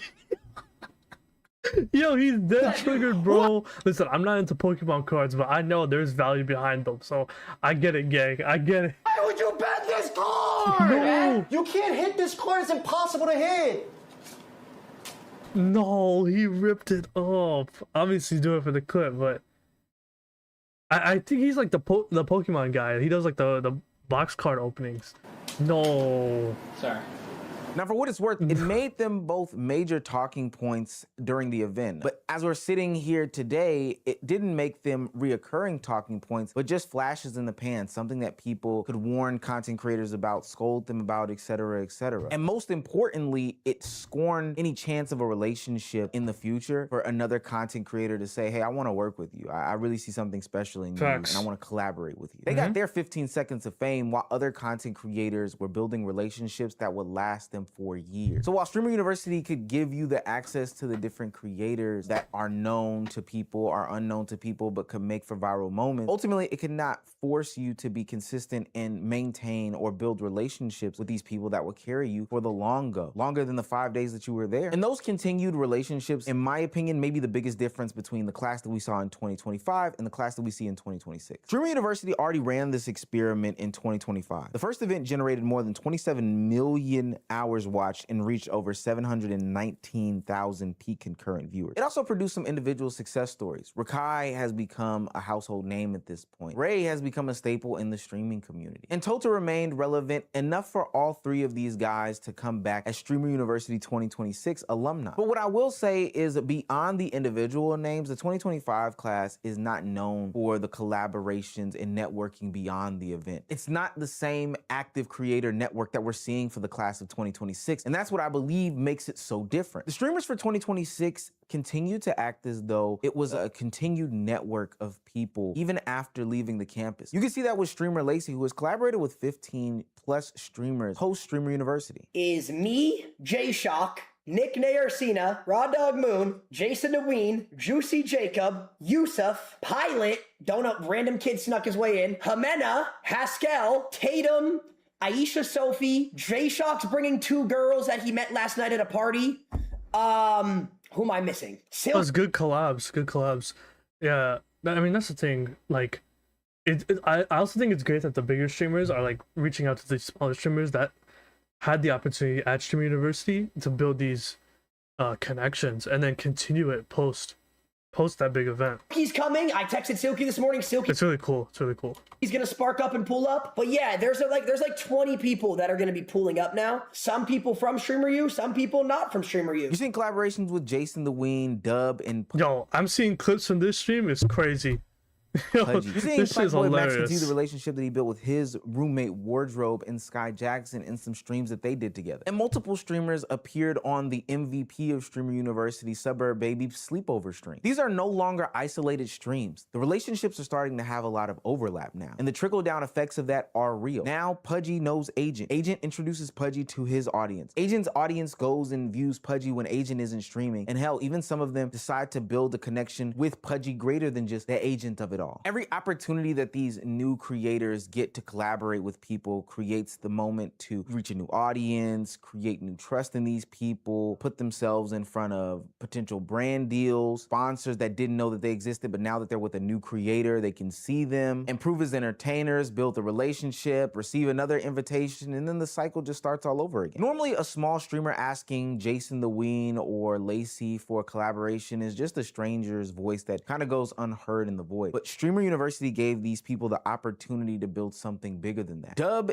and Jason the Ween are actually friends. They're no longer strangers. J-Shock has become someone that Lacey wants around. And I'm not gonna lie, every time I click on Twitch, somebody's wanting Pudgy and Wardrobe to be in their vicinity. That makes the next opportunity easier to create. This is why I feel as though the 2026 class has a better shot of making it than the 2025 class does. The 2025 students largely had one moment to create a bigger and broader audience and network. They had one shot to convert the Streamer University audience to their audience. And based off of Ludwig's stats, that doesn't seem as though it was the most successful endeavor. But the 2026 class is repeatedly using their network to continuously create moments and opportunity to convert an audience. And we know that people need multiple times to see something in order for them to commit to something. I think it's a really smart idea. Now, there is still some hidden limitation in it of it all. Collaboration doesn't equal discovery. Just because Agent introduces Pudgy to his audience doesn't mean that people will go over and watch his content, let alone stay for the long haul. Jason can introduce Dub to his audience. Lacey can introduce J-Shock to his audience, but that doesn't mean that they don't have to go on and create some sort of content that is worth watching while they are away from the collaboration. Their content still matters, their personality still matters, their creativity still matters. But what I can say is that every time they do get this collaboration, every time they do get this opportunity, it just gives them one more boosted shot to get it right. I think that 2025 is remembered through the few individuals that survived the fall off, but 2026 will be remembered as the class that came together and continued to hold each other up while everybody figures it out. So did Streamer University actually help its creators? Maybe that streamer Aisha was right about a few things, I guess. There were smaller streamers that did just become background characters in a bigger streamers event. There were just too many creators out there for everybody to get all of the views in an equal distribution. But over 30 days later, I do think that Streamer University's success is easier to see through the collaboration and the network that the creators built while being on campus. What remained after is what we should be talking about. I'm talking about the Pudgies, I'm talking about the Wardrobe, I'm talking about the J-Shocks, I'm talking about the Dubs of the world. Dozens, and I do mean dozens of creators are still existing and thriving because they've decided to reach out, literally grab each other and prop each other up and say, hey, I'm gonna help you, you're gonna help me, we're gonna build a great relationship together because I thoroughly enjoy you, you thoroughly enjoy me, the audience responds to you great, and we're just having a great time. And instead of these guys focusing while on campus about the clip of it all, the moment of it all, going viral, they decided that they were going to focus on the after. Unlike creators like the Mighty BA and Paybay who decided to focus on the now and wanted to go for the viral moment. They said, forget the after. What about today? So if you ask me, I think that Stream University is a success. No, it's not gonna guarantee somebody a career, but it is going to guarantee you the opportunity of a lifetime. It's giving you access. And those students that knew what to do with it are still thriving. And those that decided to rip up Pokemon cards and make enemies out of others, those are the ones that we are not seeing be successful in a moment in time in which, hey, everybody's clicking up with everybody. And while those collaborations don't just guarantee you success, those collaborations are definitely guaranteeing that you have the opportunity to build off of the last moment and introduce yourself to a newer audience so you can continue to be successful. Ew, good video. Good video. I would say, yeah, I mean, listen, an opportunity like that is a once-in-a-lifetime thing that can change someone's streaming career forever. However, that isn't like an end-all be-all, right? You got to do a lot more than that because, that is just a stepping stone, right? If you use that opportunity correctly, that can put you through so many different doors, especially within that industry. It's actually cool as fuck when you think about it because there are perfect examples of what not to do and some examples of what to do. And things, you don't have to be crazy, you don't have to like do some crazy shit, but also just like build good relationships. It's networking at the end of the day. It's like, it's life. Like if you have a job, you go to a job fair, you meet people, you talk to people, you go to college, you meet people for the first time. Same thing. The only difference is there's a camera in your face, which by the time you do that, you're used to it. So yeah, let me know what you guys think about that video in the comment section below. How do you feel about stuff like that? Make sure you guys like, subscribe, and tune into the streams. See ya. Okay, should I do one more video? Let's see.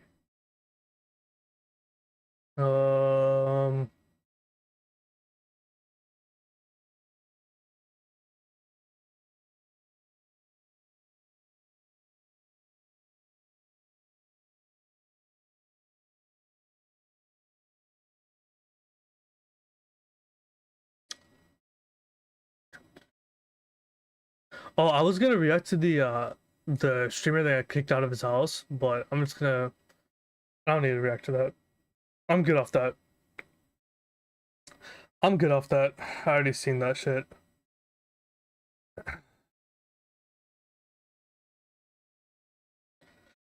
Yeah, I've seen so many videos on the kid getting kicked out because he was streaming. His mom kicked him out of the house. I felt so bad. There was some nuance to it. I do think like maybe he was acting out and that was like something that's been reoccurring again and again. However, it's like, man, I feel bad for the kid, but it's also good because like his streaming career, like speaking of streaming university, like you just need a moment. Sometimes one moment will like elevate you, and that was his moment, gang. That's the craziest part to think about. Craziest part to think about. Yeah, I mean, we can just play Pokemon for now. Play some Pokemon? Yeah, let's play some Pokemon. Fuck it.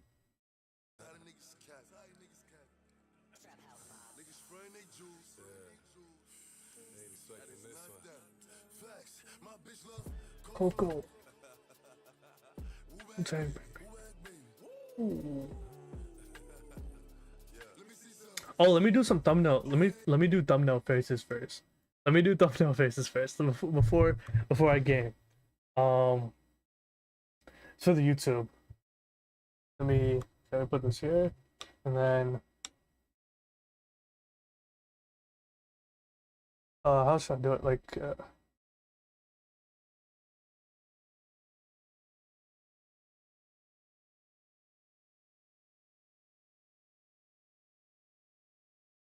Okay, that's it. That's all I need to do. There we go. We got thumbnails. Okay.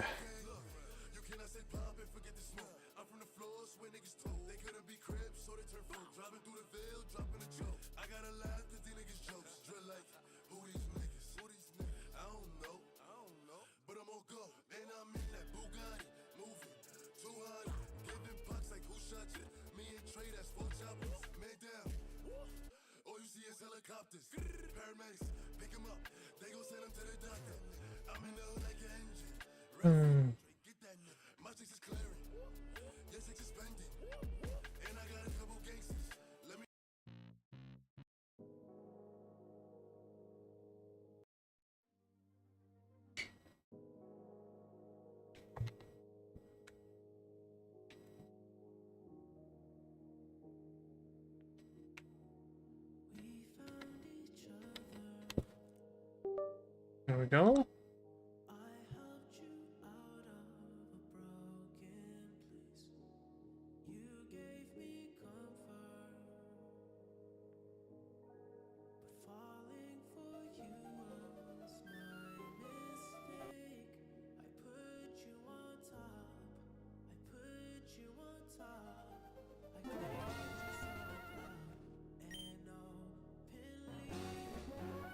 There we go.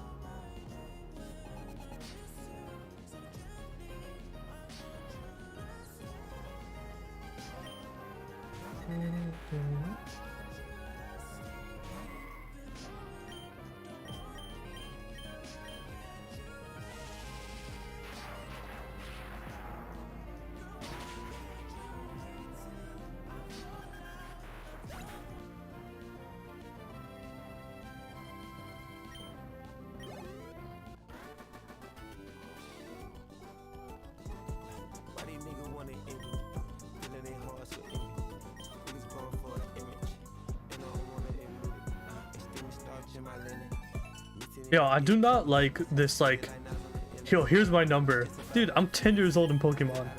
Like, what the I'm good, bro. I don't want to give you my number.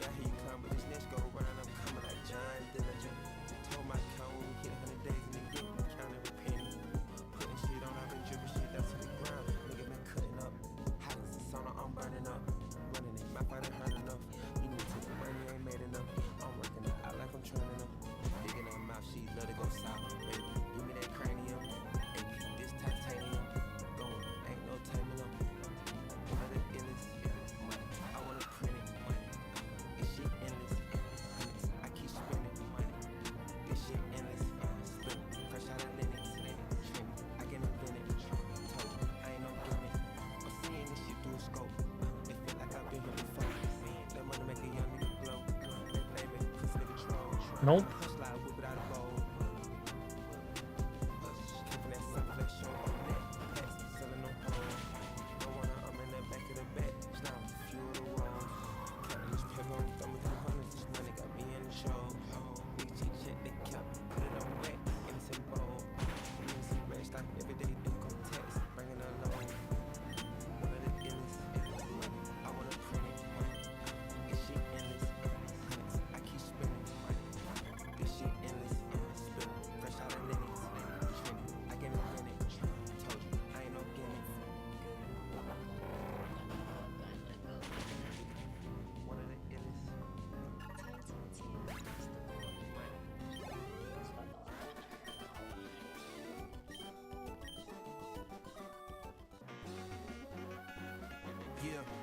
I'm good with the song.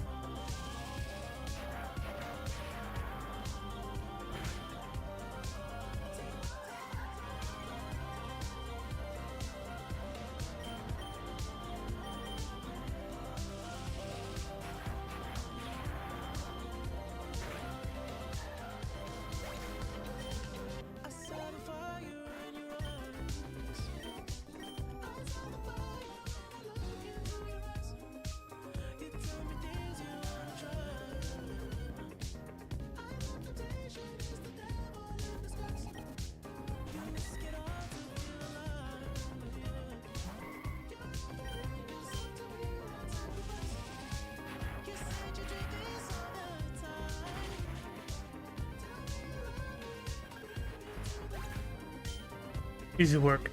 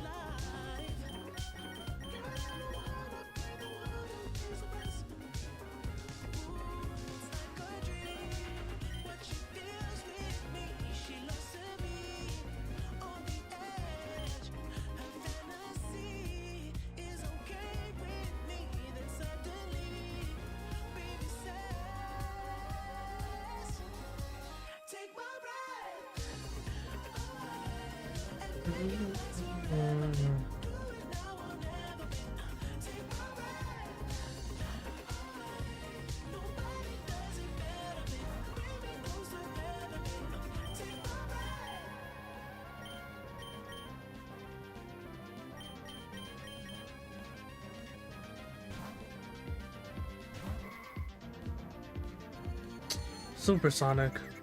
I synchronized though, right? No, of course.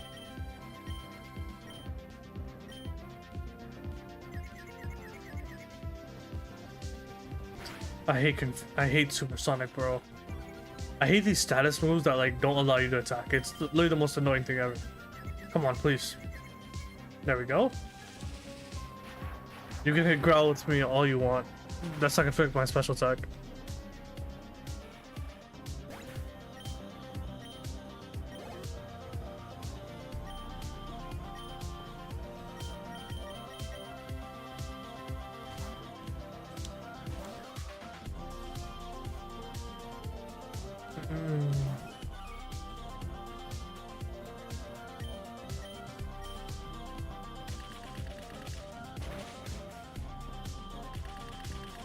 I need a stronger grass move than Bullet Seed. That shit is annoying. Alright, defense curl.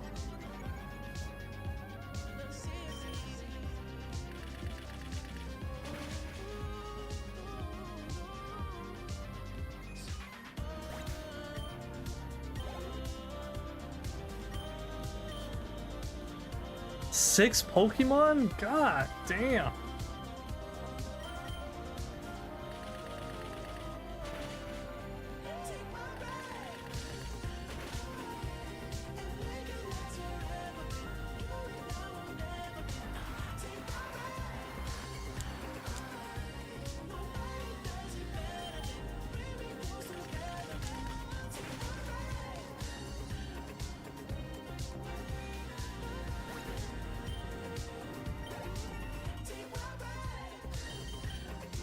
Oh, headbutt.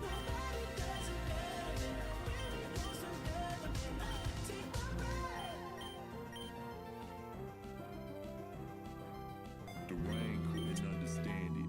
The pain made them understand shit.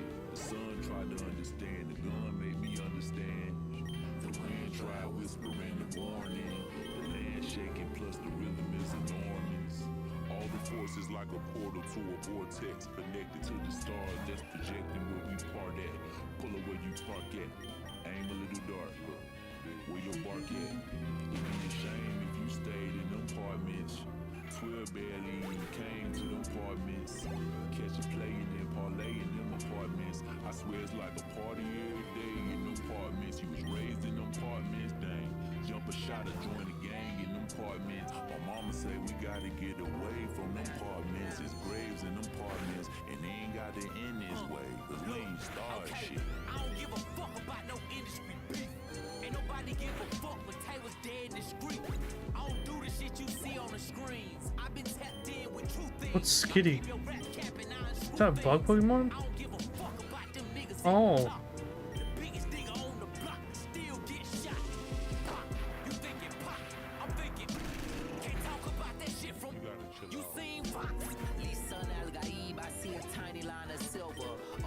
There we go.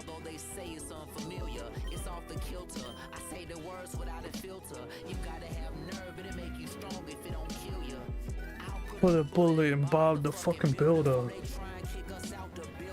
What a bar, man.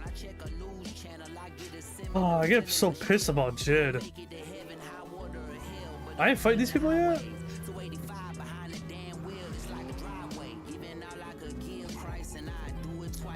Yeah, man. I don't know, man. Jid is so good. I can't believe, like, I don't know. They fumbled the shit out of him.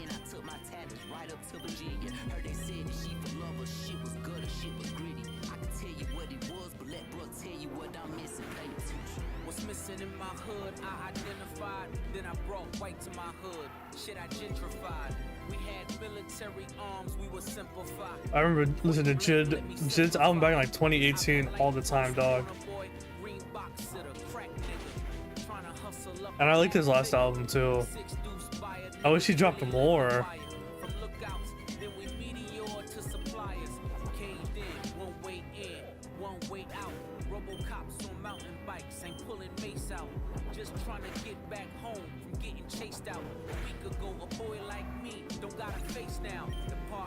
Projects, same shit. Things with ADHD. How we supposed to process this anger? The rain couldn't understand it. The pain made them understand shit. The sun tried to understand the gun.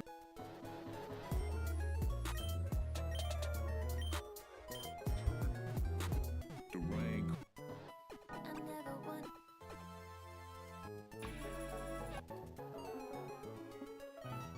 It's that Eastside hot dog raw down El Segundo, the PCA shit.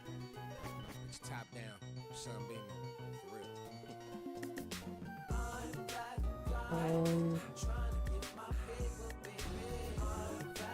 God. Oh, I guess I did run underneath. That makes sense.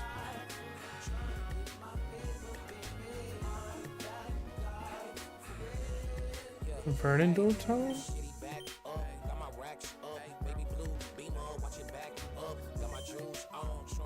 Yeah, Valentine's so useless because I don't get any EXP. Oh, this is a Rustboro. Project was cancelled. Wanda's house.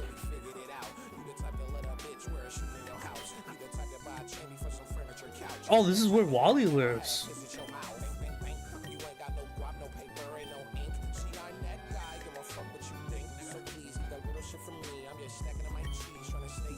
My daughter's boyfriend is a very driven, passionate person.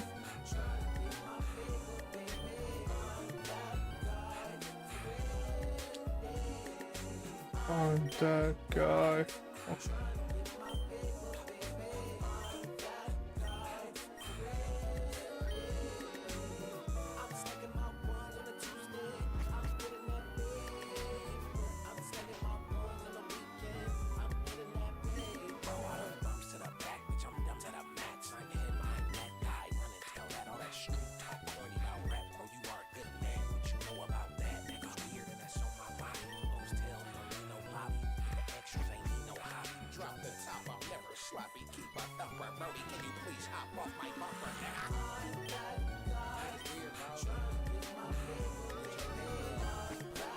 Oh.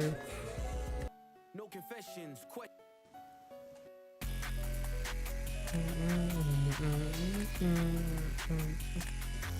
Let me buy some repels.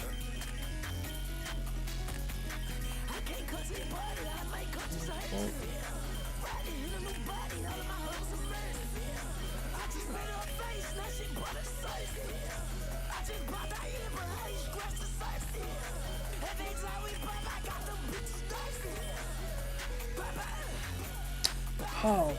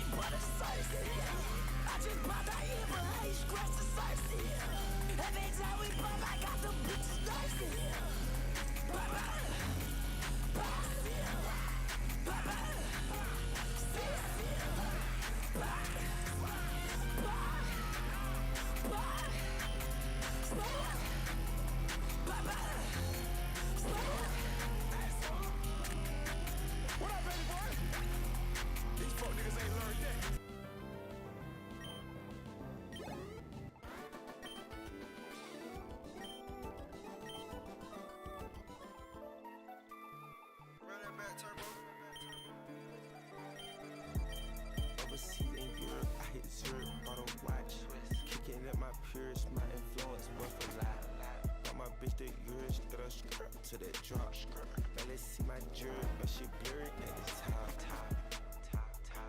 Kicking it at the top. T.O.P. I'm up. Eyes on me like pop. Push wherever I walk. Can't touch me, I'm too high. Oh, that's what the. Okay. I realized where it led to. Let's break this.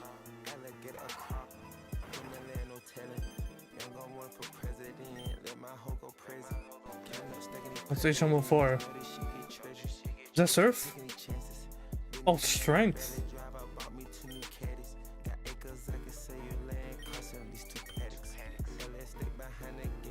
Wow, I brought them back together. That's cool.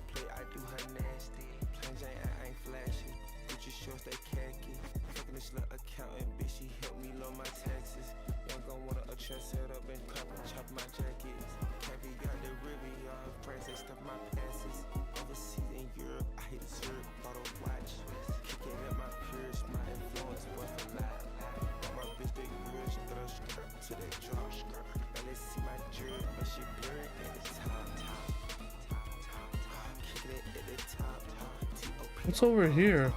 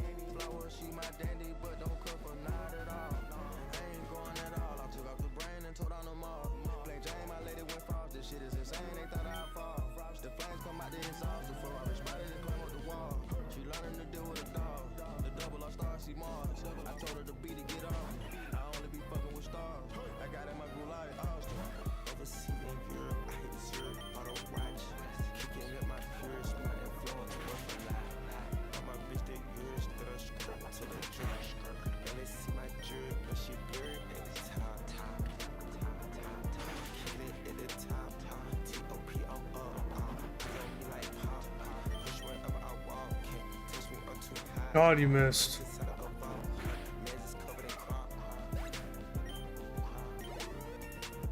There we go. I think I evolved too.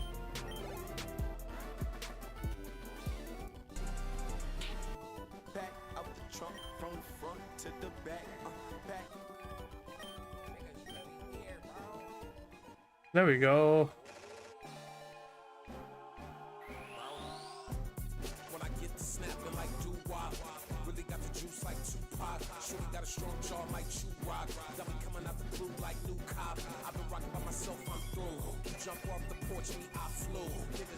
There we go.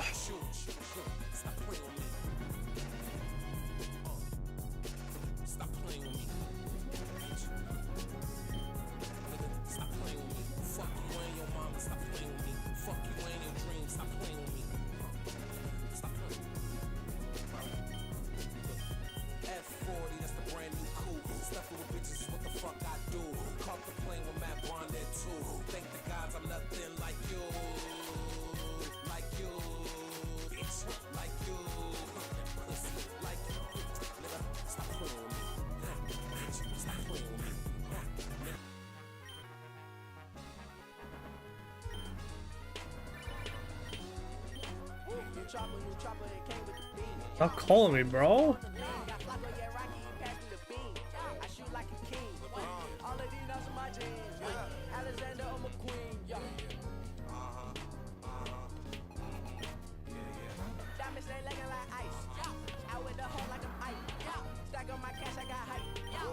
I need a new water type move. Water gun's not gonna cut it, bro. It's like Charmander, bro. Like, Charlie don't learn another fire type move until 37, 36 with flamethrower. It's like you gotta live off Ember for like 30 levels.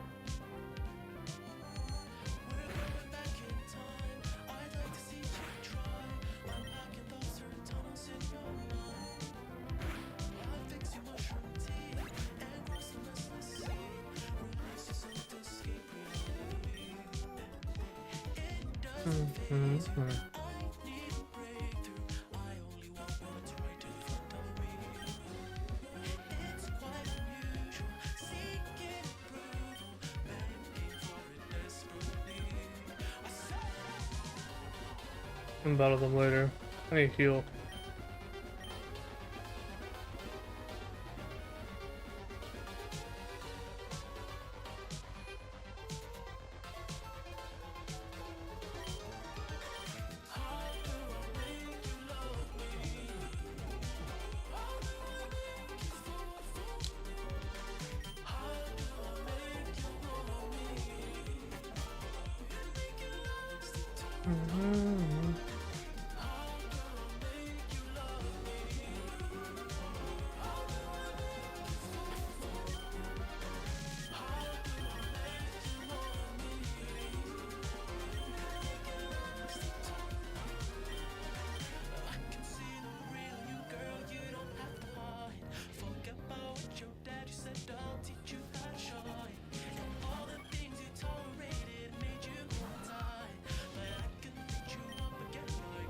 That's not going to be effective.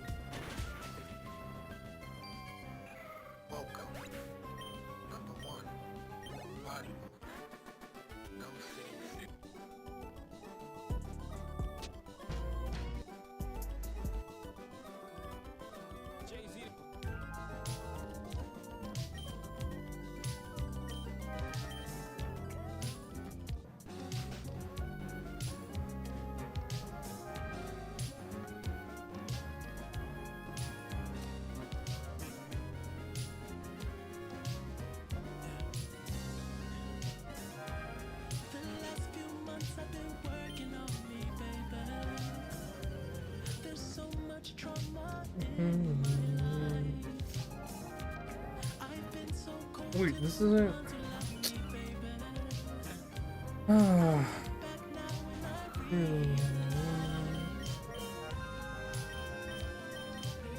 How should this bitch on shuffle?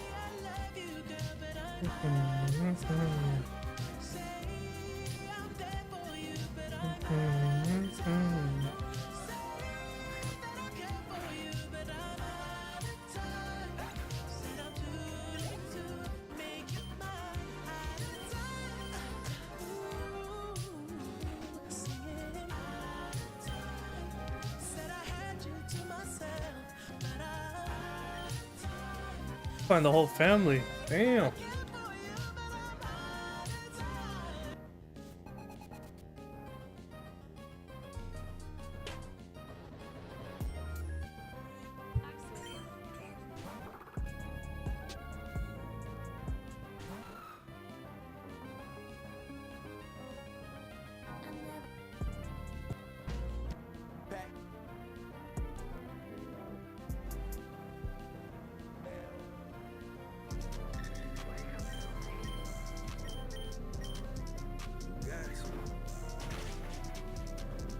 Damn.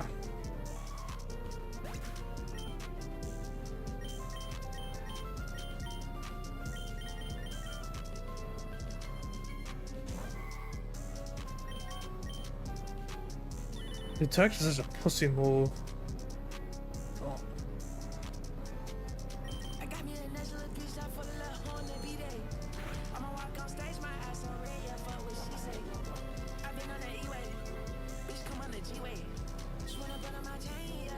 She wanna fuck with my DJ.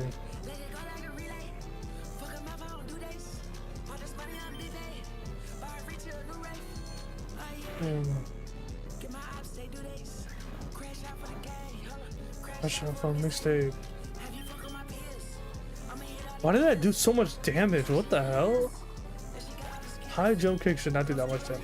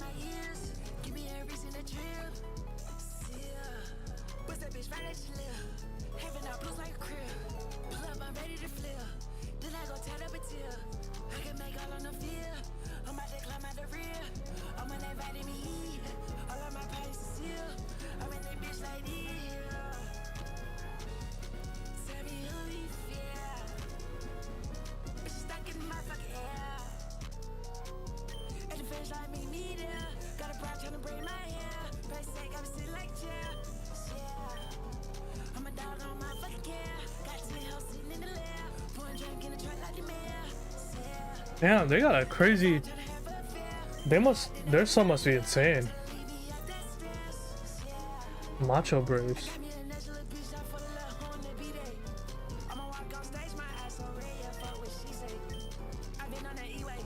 They must got a crazy son. Is that Steven?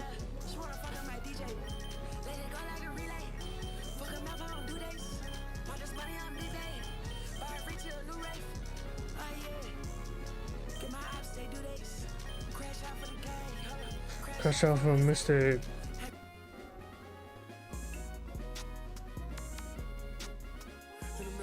Yeah. Big like quarterback. Big like quarterback. Yeah. Quarterback.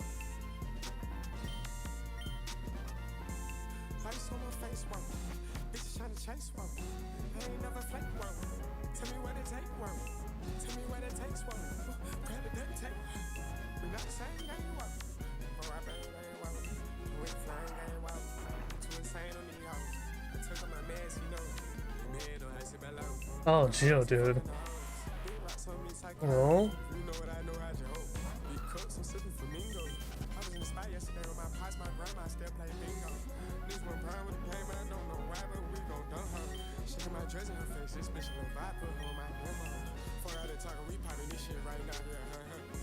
Is Pokemon League?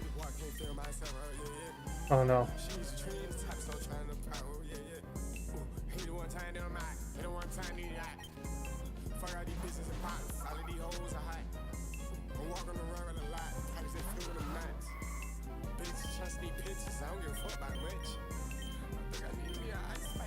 Much.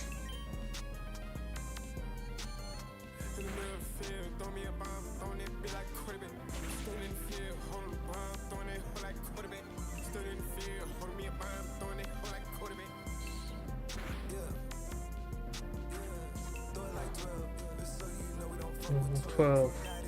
Bitch for myself, but I'm by myself. Help. Someone song.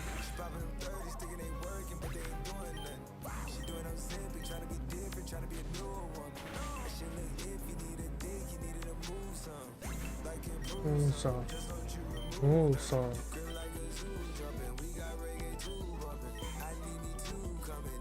Double quick drumming. Fools coming.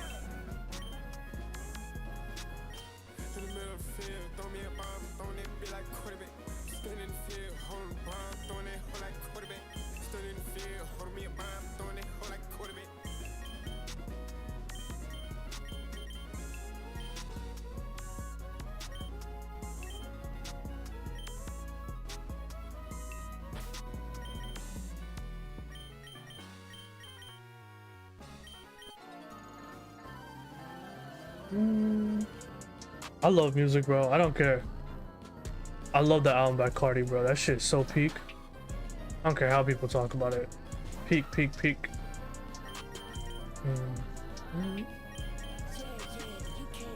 You feel.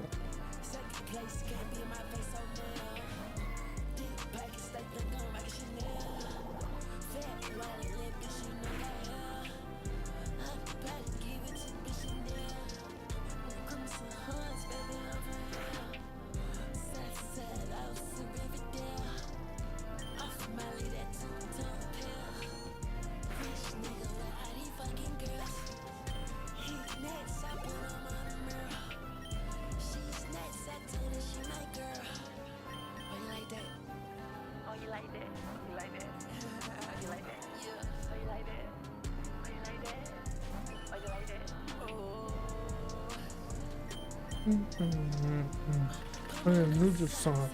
I didn't know this. I didn't know this song. I didn't know this. I didn't know this song. I didn't know this. I didn't know this song. I didn't know this.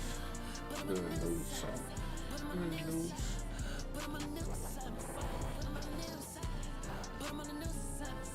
I didn't know this.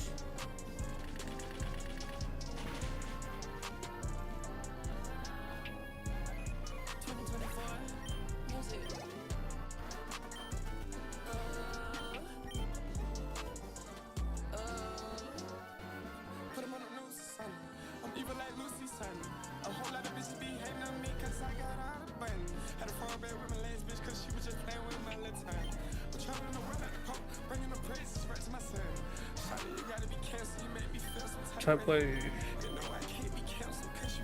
Tight way. Under there.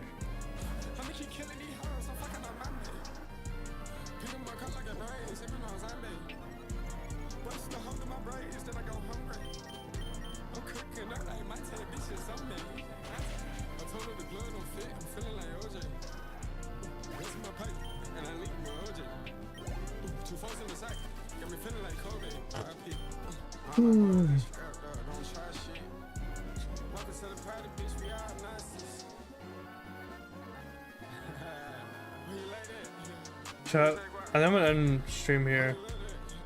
Oh, I can't even go in this storm. All right.